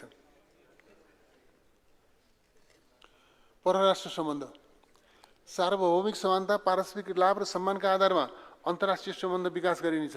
छिमेकी मित्र राष्ट्रहरूसँग आपसी हित र विश्वासको आधारमा द्विपक्षीय सम्बन्ध सुदृढ बनाइन्छ। सबल आर्थिक कूटनीतिका माध्यमबाट वैदेशिक सहायता तथा लगानी, निर्यात र पर्यटन प्रवर्धन गरिनेछ। सिभेट माइनिङमा नेपालको अधिकार स्थापित गरी लाभान्वित हुन अग्रसरता लिइनेछ। विदेशमा रहेका नेपाली नागरिकको हित संरक्षणका लागि प्रभावकारी कूटनीतिक पहल गरिनेछ। गैर आवासीय नेपालीको ज्ञान, सिप, पुँजी, प्रविधि, सञ्जाल र पहुँचलाई राष्ट्रिय विकासमा उपयोग गरिनेछ। विदेशमा सङ्कटमा परेका नेपालीलाई यथाशीघ्र उद्धारको प्रबन्ध मिलाइनेछ। कानुनी राज्य र मानवाधिकार, राजनीतिक सहमतिको आधारमा संविधान संशोधन गरिनेछ। संविधानप्रतिको जनताको स्वामित्व र अपनत्व वृद्धि गरी सङ्घीय लोकतान्त्रिक गणतन्त्रलाई थप सुदृढ तुल्याइनेछ। विधिको शासन, मानवाधिकार, सुदृढ न्याय प्रशासन, लोकतान्त्रिक मूल्य र प्रेस स्वतन्त्रताको प्रत्याभूति गरिनेछ। शान्ति प्रक्रिया र सङ्क्रमणकालीन न्याय सम्बन्धी बाँकी काम सम्पन्न गरिनेछ। सत्य निरूपण तथा मेलमिलाप आयोग र बेपत्ता पारिएका व्यक्तिहरूको छानबिन आयोगलाई क्रियाशील बनाइनेछ। घाइते, अपाङ्ग तथा अशक्तहरूको सरकारी अस्पतालहरूमा निःशुल्क उपचार गर्ने व्यवस्था मिलाइनेछ। सशस्त्र द्वन्द्वका घटनाहरूको छानबिन, राहत र परिपूरणका लागि कोष स्थापना गर्न रु 1 अर्ब विनियोजन गरेको छु। न्याय प्रणालीलाई सरल, सहज, पहुँचयोग्य, छरितो र प्रभावकारी बनाउन सूचना प्रविधिको अधिकतम उपयोग गरिनेछ। न्यायमा सबैको समान पहुँच स्थापित गर्न लक्षित वर्ग केन्द्रित निःशुल्क कानुनी सहायता कार्यक्रम सञ्चालन गरिनेछ। सरकारवादी मुद्दामा बस पैरवीको गुणस्तर तथा क्षमता अभिवृद्धि गर्न विद्युतीय न्यायाधिपता कार्यक्रम सञ्चालन गरिनेछ। सम्पत्ति शुद्धिकरण निवारण, मुलुकलाई सम्पत्ति शुद्धिकरणको सघन निगरानी सूचीबाट निर्धारित समय अगावै बाहिर निकाल्न र भविष्यमा यस्तो अवस्था आउन नदिन सम्पत्ति शुद्धिकरण तथा आतंककारी कार्यमा वित्तीय लगानी निवारण सम्बन्धी राष्ट्रिय रणनीति तथा कार्ययोजना कार्यान्वयन गरिनेछ। राष्ट्रिय जोखिम मूल्याङ्कन शीघ्र सम्पन्न गरी गम्भीर प्रकृतिका आर्थिक अपराधको अनुसन्धान तथा अभियोजनलाई तीव्रता दिइनेछ। सम्पत्ति शुद्धिकरण निवारण प्रणालीको सुदृढीकरणका लागि नेपाल राष्ट्र ब्याङ्क, धितोपत्र बोर्ड, नेपाल बीमा प्राधिकरण, सहकारी नियमन प्राधिकरण लगायतका नियामक निकायको निगरानी, अनुसन्धान र कारबारलाई सबल तुल्याइनेछ। वित्तीय क्षेत्र सुदृढीकरण, वित्तीय क्षेत्रका नियामक निकायहरूको क्षमता विस्तार गरिनेछ। पुँजी प्रवाह र कर्जाको पहुँचमा सहजता ल्याउन आवश्यक प्रबन्ध मिलाइनेछ। वित्तीय क्षेत्र जोखिम व्यवस्थापनलाई सुदृढ बनाउँदै संस्थागत सुशासन कायम गरिनेछ। वित्तीय क्षेत्रमा विकसित भएका जोखिम न्यूनीकरण सम्बन्धी नयाँ उपकरणहरूको परिचालन गर्न आवश्यक नीतिगत र कानुनी व्यवस्था गरिनेछ। नेपाल राष्ट्र ब्याङ्क र नेपाल बीमा प्राधिकरण सम्बन्धी कानुनमा समसामयिक सुधार गरिनेछ। पुँजी बजारमा नागरिकको लगानी र हित संरक्षण गर्न धितोपत्र बोर्डको संस्थागत क्षमता सुदृढ गरिनेछ। नेपाल स्टक एक्सचेन्जको पुनर्संरचना गरी संस्थागत क्षमता अभिवृद्धि गरिनेछ। दोस्रो वित्तीय क्षेत्र सुधार रणनीति कार्यक्रम कार्यान्वयन गरिनेछ। बैंक तथा वित्तीय संस्थाको खराब कर्जा तथा गैर बैंकिङ सम्पत्ति व्यवस्थापनको लागि एसेट म्यानेजमेन्ट कम्पनी स्थापना गरिनेछ। समग्र मागमा कमी आई व्यवसाय सङ्कुचन भएको कारणले समस्यामा परेका उद्योगी व्यवसायहरूको कर्जाको पुनर्तालिकीकरण, थप कार्यशील पुँजी प्रवाह र ब्याज जरिवानामा सहुलियत प्रदान गरी व्यावसायिक पुनरुत्थान गर्न सहजीकरण गरिनेछ। सम्बन्धित व्यक्तिले वर्षमा एकपटक एक ठाउँमा केवाइसी विवरण भर्ने र उक्त विवरणलाई राष्ट्रिय परिचय पत्रमा आबद्ध गर्ने व्यवस्था मिलाइनेछ। केवाइसी विवरण आवश्यक पर्ने निकायले विद्युतीय माध्यमबाट प्राप्त गर्न सक्ने व्यवस्था गरिनेछ। अर्थतन्त्रलाई गतिशील तुल्याउन निजी क्षेत्रमा प्रभाव हुने कर्जा विस्तार गरिनेछ। विद्यमान क्षेत्रगत जोखिम व्यवस्थापनमा पुनरावलोकन गरी कार्यशील पुँजीका लागि कर्जा प्रवाहमा सहजीकरण गरिनेछ। आर्थिक वर्ष 2082-83 भित्र नियो बैंक स्थापना गरिनेछ। दुर्गम क्षेत्रमा बैंक तथा वित्तीय संस्थाको पहुँच विस्तार गरी ग्रामीण अर्थतन्त्रको विकास गरिनेछ। डिजिटल, मोबाइल तथा शाखारहित बैंकिङ सेवा विस्तार गरिनेछ। प्राकृतिक प्रकोप, विपद र दुर्घटनाबाट हुने क्षतिबाट सुरक्षा गर्न सम्पत्ति बिमाको दायरा विस्तार गरिनेछ। बिमा कम्पनीहरूलाई ग्रामीण स्तरसम्म पहुँच विस्तार गर्न निर्देशित गरिनेछ। साइबर सुरक्षा बिमा सेवा सञ्चालन गरिनेछ। निक्षेप तथा कर्जा सुरक्षण कोषको सम्भावित जोखिम व्यवस्थापनको लागि पुनर्बिमाको व्यवस्थापन गरिनेछ। ग्रीन ट्याक्सोनोमीको अवधारणा अनुरूप हरित तथा दिगो विकास बन्डको माध्यमबाट निजी पुँजी परिचालन गर्न आवश्यक नीतिगत तथा संरचनागत व्यवस्था मिलाइनेछ। लोकल करेन्सी लिङ्क बन्ड जारी गरी अन्तर्राष्ट्रिय बजारबाट पुँजी भित्राइनेछ। धितोपत्र बजारमा सूचीकृत लगानी कम्पनी र अन्य संस्थागत लगानीकर्तालाई राष्ट्रिय प्राथमिकता प्राप्त उद्योगको सो पुँजी ऋणपत्र र अन्य धितोपत्रमा लगानी गर्न सहजीकरण गरिनेछ। कर्मचारी सञ्चय कोष, नागरिक लगानी कोष र सामाजिक सुरक्षा कोषले प्राइभेट इक्विटी र भेन्चर क्यापिटलमा लगानी गर्न सक्ने कानुनी व्यवस्था गरिनेछ। सरकारी ऋणपत्रको दोस्रो बजार कारोबार सुरु गरिनेछ। गैर आवासीय नेपालीलाई दोस्रो बजार कारोबार गर्न अनुमति दिने व्यवस्था मिलाइनेछ। लक्षित क्षेत्रमा उत्पादन, रोजगारी तथा स्वरोजगारका अवसर वृद्धि गर्न सहुलियतपूर्ण कर्जामा ब्याज अनुदान सम्बन्धी एकीकृत व्यवस्था कार्यान्वयन गरिनेछ। लघु वित्त संस्थाहरूको संस्थागत तथा आन्तरिक नियन्त्रण प्रणालीमा सुधार गरिनेछ। समस्यामा परेका लघु वित्त ऋणीहरूको पुनरुत्थानका लागि सहुलियतपूर्ण ब्याज दरमा कर्जा उपलब्ध गराउन सहजीकरण गरिनेछ। विदेशी विनिमय जोखिम व्यवस्थापन गरी वैदेशिक लगानी आकर्षित गर्न हेजिङ सेवा सञ्चालन गर्न अनुमति दिने व्यवस्था मिलाइनेछ। उधारो कारोबार सम्बन्धी कानुन तर्जुमा गरिनेछ। दामासय ऐनमा सामयिक संशोधन गरिनेछ। बैंकिङ प्रणालीबाट विप्रेषण आय भित्र्याउन र उत्पादनशील क्षेत्रमा लगानी गर्न प्रोत्साहित गरिनेछ। सार्वजनिक निकायबाट हुने सबै भुक्तानीलाई विद्युतीय प्रणालीमा आबद्ध गरिनेछ। क्रिप्टो जस्ता अभौतिक मुद्रा, अवैध विदेशी मुद्रा लगायतका कसुरजन्य सम्पत्ति जफत गरी सञ्चित कोषमा जम्मा गर्ने व्यवस्था मिलाइनेछ।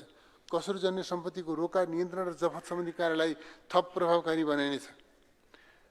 सार्वजनिक संस्थान व्यवस्थापन।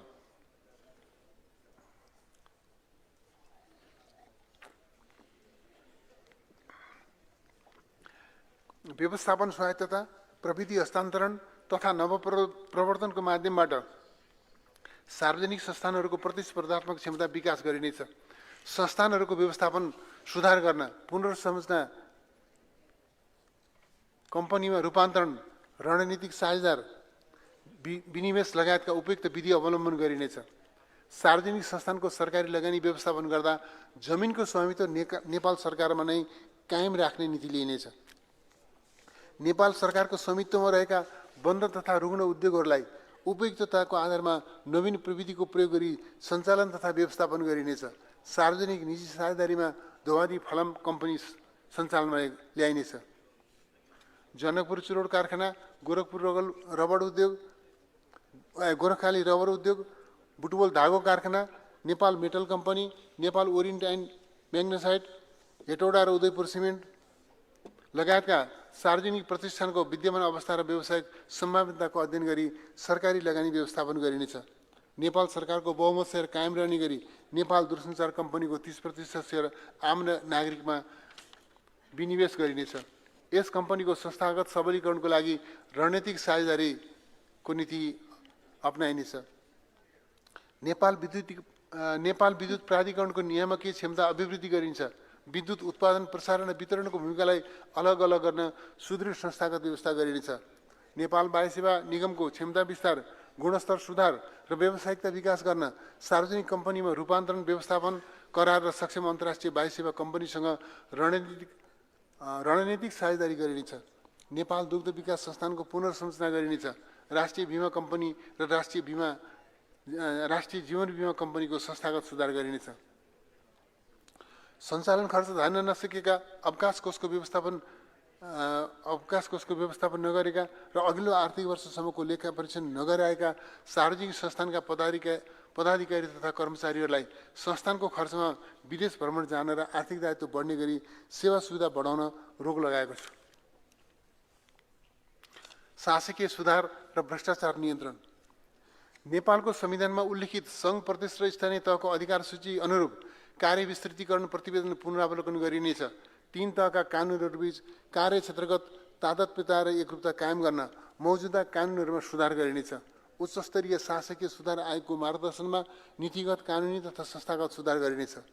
सङ्घीय निजामती सेवा विधेयक संसदको चालु अधिवेशनबाट पारित गरिनेछ। यसबाट राष्ट्र सेवकहरूको सेवा शर्तमा एकरूपता र वृद्धि विकासमा सुनिश्चितता कायम हुने विश्वास लिएको छु।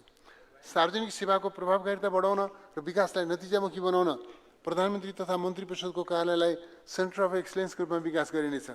सार्वजनिक सेवामा विद्यमान सूचना प्रविधि प्रणालीबीच अन्तर्आबद्धता कायम गरिनेछ। नागरिक एपको क्षमता विस्तार गरिनेछ। सार्वजनिक सेवालाई नागरिक एपमा आबद्ध गरी सरल, सहज र मितव्ययी बनाइनेछ। सबै सरकारी निकायका विद्युतीय सूचनालाई एकीकृत गरी सुरक्षित भण्डारणको व्यवस्था मिलाइनेछ। सार्वजनिक सेवा प्रवाहलाई सरल, पहुँचयोग्य र गुणस्तरीय बनाउन सूचना प्रविधिको उच्चतम प्रयोग गरिनेछ। बैंक, बीमा, दूरसञ्चार, धितोपत्र लगायत सबै प्रकारका सार्वजनिक तथा वित्तीय कारोबारमा राष्ट्रिय परिचय पत्रको प्रयोग गरिनेछ। राष्ट्रिय परिचय पत्र व्यवस्थापन प्रणालीको सेवा प्रयोग गर्दा शुल्क नलाग्ने व्यवस्था गरिनेछ। विद्युतीय माध्यमबाट नागरिकता वितरण गर्ने प्रबन्धलाई प्रभावकारी बनाइनेछ। राष्ट्र सेवकहरूको सेवा सुविधा सम्यक सापेक्ष बनाउनु पर्ने आवश्यकता बोध भए तापनि स्रोत व्यवस्थापनमा परेको दबावले गर्दा अपेक्षा अनुरूप तलब वृद्धि गर्न सम्भव भएन। तथापि सबै राष्ट्र सेवकहरूका लागि सम्मत 2082 साउन 1 गतेदेखि लागू हुने गरी महँगी भत्ता वृद्धि गरी मासिक रु 5,000 पुर्याएको छु। कर्मचारी सञ्चय कोष लगायत अवकाश कोषहरूको अग्रसरता र निजी क्षेत्रको सहभागितामा सुलभ आवास कार्यक्रम सञ्चालन गरिनेछ। यस अन्तर्गत सातै प्रदेशका प्रमुख शहरी केन्द्रहरूमा कर्मचारी सञ्चय कोष लगायत अवकाश कोषहरूको अग्रसरता र निजी क्षेत्रको सहभागितामा सुलभ आवास कार्यक्रम सञ्चालन गरिनेछ। यस अन्तर्गत सातै प्रदेशका प्रमुख शहरी केन्द्रहरूमा 1 लाख भवन तथा अपार्टमेन्ट निर्माण गरी निजामती, सुरक्षाकर्मी र शिक्षक कर्मचारीलाई सहुलियतपूर्ण ब्याज दर र किस्ताबन्दीमा उपलब्ध गराउने व्यवस्था मिलाएको छ। निजामती अस्पतालको स्तरोन्नति गरिनेछ। कर्मचारी सञ्चय कोषबाट हाल सञ्चयकर्ताका पति पत्नीका लागि उपलब्ध स्वास्थ्य उपचार सुविधा परिवारका अन्य सदस्यमा समेत विस्तार गरिनेछ। स्वीकृत दरबन्दीभित्र करार सेवामा रहेका कर्मचारी र अस्थायी राहत शिक्षकलाई योगदानमा आधारित सामाजिक सुरक्षा कार्यक्रममा आबद्ध गरिनेछ। यसका लागि रोजगारदाता र योगदानकर्ताबाट 10% योगदान सहितको छुट्टै प्याकेज बनाई कार्यान्वयन गरिनेछ। सबै संवैधानिक निकायहरूलाई आवश्यक स्रोत साधन र जनशक्तिको व्यवस्थापन गरिनेछ। सार्वजनिक निकायको कार्य सम्पादनमा पारदर्शिता, उत्तरदायित्व र सदाचार कायम गरिनेछ। सार्वजनिक निकायमा पेशागत आचरण र अनुशासन सम्बन्धी आचार संहिता तयार गरी लागू गरिनेछ। सेवा प्रदायक सार्वजनिक निकायमा निरन्तर निगरानी र अनुगमन गरिनेछ। भ्रष्टाचार विरुद्ध शून्य सहनशीलता अपनाइनेछ। स्वार्थको द्वन्द्व सम्बन्धी कानुन तर्जुमा गरिनेछ। भ्रष्टाचार विरुद्धको दोस्रो राष्ट्रिय रणनीति र कार्ययोजना कार्यान्वयन गरिनेछ। मतदाता परिचय पत्रलाई राष्ट्रिय परिचय पत्रसँग आबद्ध गरी निर्वाचनको विश्वसनीयता अभिवृद्धि गरिनेछ। यसको सुरुवात काठमाडौँ उपत्यकाबाट गरिनेछ। वैदेशिक सहायता परिचालन। वैदेशिक सहायता नीति 2082 अनुरूप राष्ट्रिय आवश्यकता र प्राथमिकताका उच्च प्रतिफलयुक्त आयोजनामा सहायता परिचालन गरिनेछ। आयोजनाको छनौट र कार्यान्वयनमा देशको नेतृत्व र अपनत्व स्थापित गरिनेछ। वैदेशिक सहायताको उपयोग क्षमता बढाइनेछ। प्रोजेक्ट रेडिनेस फिल्टर अनुरूप तयारी पूरा भएका आयोजना तथा कार्यक्रममा सहायता प्राप्त गरिनेछ। निर्धारित समय र लागतमा आयोजना सम्पन्न गर्न कार्यान्वयन ढाँचा तय गरिनेछ। वैदेशिक सहायताबाट सञ्चालन हुने आयोजनालाई राष्ट्रिय प्राथमिकता प्राप्त आयोजना मानि वन क्षेत्र प्रयोगको स्वीकृति दिनुपर्ने व्यवस्था मिलाइनेछ। यसबाट आयोजना कार्यान्वयनमा तीव्रता आउने अपेक्षा गरेको छु। दूध कोशी, माथिल्लो अरुण लगायत उच्च लागतका पूर्वाधार आयोजनाका लागि आर्थिक सम्भाव्यताको आधारमा 1 भन्दा बढी दात्री निकायको सहलगानीमा सहायता परिचालन गरिनेछ। सार्वजनिक वित्त तथा आयोजना व्यवस्थापन। विनियोजन कुशलता कायम गरी सार्वजनिक वित्तको प्रभावकारिता वृद्धि गरिनेछ। बजेट अनुशासनबाट सार्वजनिक खर्चको उपलब्धि बढाइनेछ। सङ्घीय सञ्चित कोषलाई सन्तुलनमा राख्न नगद प्रवाह व्यवस्थापनलाई सुदृढ बनाइनेछ। सार्वजनिक ऋणको उत्पादनशील उपयोग र दिगोपना सुनिश्चित गरिनेछ। राष्ट्रिय वित्त व्यवस्थापन सुधार रणनीति कार्यान्वयन गरिनेछ। विकास वित्तको आवश्यकता पूरा गर्न अन्तर्राष्ट्रिय जगतका नवीन र सफल अभ्यास अवलम्बन गर्नु अपरिहार्य भएको छ। यसका लागि कानुनी आधार तयार गर्न सङ्घीय संसदमा वैकल्पिक विकास वित्त विधेयक प्रस्तुत भइसकेको छ। उक्त विधेयक चालु अधिवेशनबाट पारित हुने विश्वास लिएको छु। यसबाट जलविद्युत, सौर्य ऊर्जा, प्रसारण लाइन, सडक, सुरुङ मार्ग, विमानस्थल, शहरी पूर्वाधार, पर्यटन र औद्योगिक क्षेत्रको पूर्वाधार निर्माण र सञ्चालनमा स्वदेशी तथा विदेशी निजी लगानी आकर्षित हुने, दीर्घकालीन पुँजी निर्माण हुने र आयोजनाको निर्माण तथा व्यवस्थापनमा गुणात्मक परिवर्तन हुने विश्वास गरेको छु। आगामी आर्थिक वर्षमा वैकल्पिक विकास वित्त मार्फत पूर्वाधार आयोजनाहरूको निर्माण कार्य प्रारम्भ गरिनेछ। राष्ट्रिय गौरवका आयोजनाहरूको छनौटका लागि स्पष्ट मापदण्ड निर्धारण गरिनेछ। विद्यमान राष्ट्रिय गौरवका आयोजनाहरूको पुनरावलोकन गरिनेछ। विकास आयोजनाको सङ्ख्या गत वर्षभन्दा 4654ले घटाई आयोजना व्यवस्थापनलाई छरितो बनाएको छु। सङ्घीय सरकारले कार्यान्वयन गर्ने पूर्वाधारका नयाँ आयोजनामा रु 3 करोडभन्दा कम विनियोजन नगर्ने मापदण्ड कार्यान्वयन गरेको छु। यसबाट राष्ट्रिय गौरव तथा राष्ट्रिय प्राथमिकताका आयोजनामा स्रोत व्यवस्थापन गर्न सहयोग पुग्ने र योजना कार्यान्वयन प्रभावकारी हुने अपेक्षा गरेको छु। बजेट कार्यान्वयन क्षमतामा सुधार गरी पुँजीगत खर्च बढाउन विषयगत मन्त्रालयलाई थप जिम्मेवारी बनाइनेछ। जग्गा प्राप्ति, वन क्षेत्रको स्वीकृति लगायत तयारी पूरा भएका आयोजनालाई खरिद प्रक्रियामा लैजाने व्यवस्था गरिनेछ। आयोजनाको कार्यान्वयनमा तीव्रता ल्याउन ठेक्का सम्झौता गर्दा 3 शिफ्टमा काम हुने व्यवस्था गरिनेछ। पूर्वाधार आयोजना निर्धारित समय, प्रक्षेपित लागत र गुणस्तरमा सम्पन्न गर्न सार्वजनिक खरिद कानुनमा संशोधन गरिनेछ। विद्युतीय खरिद प्रणालीको स्तरोन्नति गरिनेछ।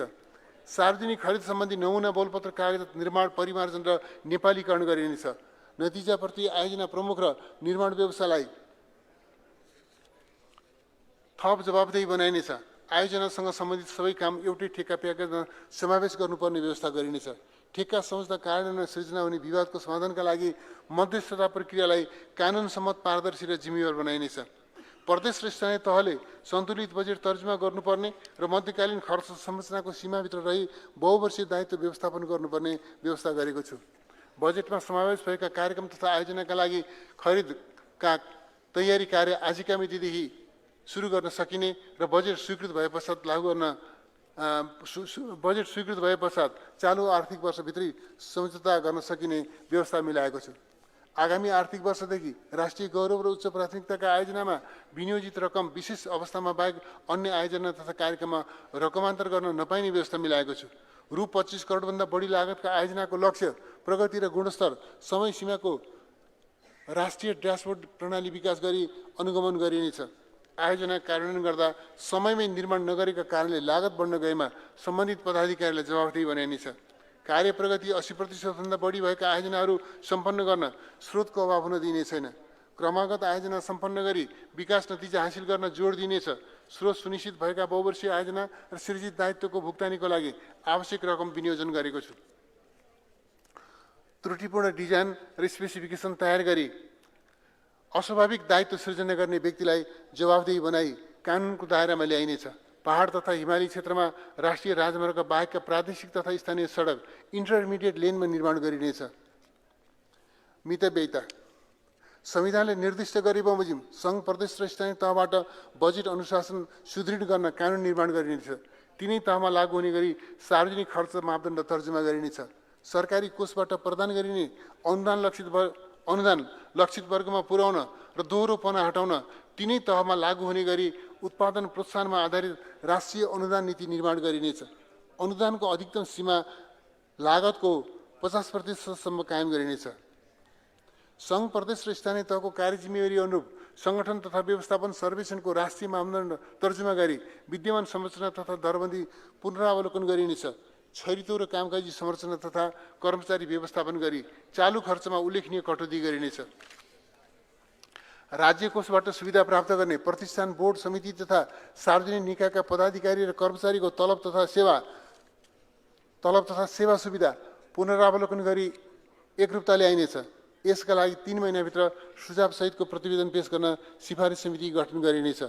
उच्च स्तरीय आर्थिक सुझाव आएको प्रतिवेदन समेतलाई दृष्टिगत गरी आगामी आर्थिक वर्षदेखि 70 वर्ष पुरा भएका नागरिकले ज्येष्ठ नागरिक भत्ता प्राप्त गर्ने व्यवस्था मिलाएको छु। हाल प्राप्त गरिरहेका दुर्गम क्षेत्र र लक्षित वर्गका ज्येष्ठ नागरिकका लागि भत्ता पाउने उमेर यथावत राखेको छु। देशभरका सबै प्रतिष्ठानको सञ्चालन र व्यवस्थापनमा एकरूपता कायम गर्न छाता कानुन निर्माण गरिनेछ। प्रतिष्ठान तथा विकास समितिहरूले सङ्घीय सरकारबाट उपलब्ध हुने चालु र पुँजीगत अनुदानको सीमाभित्र रही सञ्चालन र दायित्व व्यवस्थापन गर्नुपर्ने व्यवस्था गरेको छु। उच्च स्तरीय कूटनीतिक भ्रमण र नेपाल सदस्य रहेको अन्तर्राष्ट्रिय संस्थामा अनिवार्य प्रतिनिधित्व गर्नुपर्ने अवस्थामा बाहेक नेपाल सरकारको स्रोतबाट वैदेशिक भ्रमण गरिने छैन। नियमित संरचनाबाट सम्पन्न गर्न नसकिने भनी जिम्मेवार अधिकारीले निर्णय गरेको अवस्थामा बाहेक परामर्श सेवा लिन नपाउने व्यवस्था गरेको छु। ठूला र जटिल प्रकृतिका आयोजनामा बाहेक सुपरिवेशन परामर्शदाताको सेवा लिइने छैन। ऐन, नियम, नीति, कार्यविधि, मापदण्ड लगायतका दस्तावेजहरूको मसौदा तयार गर्न परामर्श सेवा लिन नपाइने व्यवस्था गरेको छु। निर्माण कार्यमा कन्टिन्जेन्सी रकमको सीमा घटाई रु 1 अर्बसम्म लागत अनुमान भएका आयोजनामा 3% र सोभन्दा बढीका आयोजनामा 2% हुने गरी कार्यान्वयन गर्ने व्यवस्था मिलाइनेछ। सम्माननीय सभामुख महोदय, सम्माननीय अध्यक्ष महोदय, अब म माथिका क्षेत्रगत नीति तथा कार्यक्रम कार्यान्वयनका लागि बजेट विनियोजन र स्रोत व्यवस्थापनको अनुमान प्रस्तुत गर्ने अनुमति चाहन्छु। आगामी आर्थिक वर्षको लागि कुल खर्चहरू 19 खर्ब 64 अर्ब 11 करोड विनियोजन गरेको छु। कुल विनियोजन मध्ये चालुतर्फ 11 खर्ब 80 अर्ब 98 करोड अर्थात् 60.1%, पुँजीगततर्फ 4 खर्ब 7 अर्ब 89 करोड अर्थात् 20.8% र वित्तीय व्यवस्थापनतर्फ रु 3 खर्ब 75 अर्ब 24 करोड अर्थात् 19.1% रहेको छ। यो अनुमान चालु आर्थिक वर्षको विनियोजनको तुलनामा 5.6%ले बढी र संशोधित अनुमानको तुलनामा 18.2%ले बढी रहेको छ। कुल विनियोजनमा प्रदेश र स्थानीय तहमा वित्तीय हस्तान्तरणतर्फ रु 4 खर्ब 17 अर्ब 83 करोड विनियोजन गरेको छु।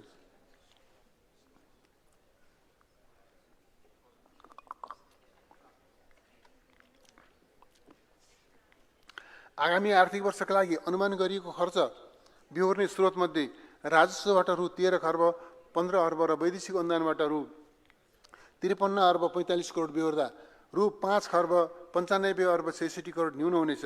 सो न्यून पूर्ति गर्न वैदेशिक ऋणबाट रु 2 खर्ब 33 अर्ब 66 करोड जुटाइनेछ। राजस्व परिचालन र वैदेशिक सहायता परिचालन गर्दा नपुग हुने खुद रु 3 खर्ब 62 अर्ब आन्तरिक ऋणबाट बेहोरिनेछ। सम्माननीय सभामुख महोदय, सम्माननीय अध्यक्ष महोदय, अब म आर्थिक वर्ष 2082-83 को राजस्व नीति तथा कार्यक्रम प्रस्तुत गर्ने अनुमति चाहन्छु।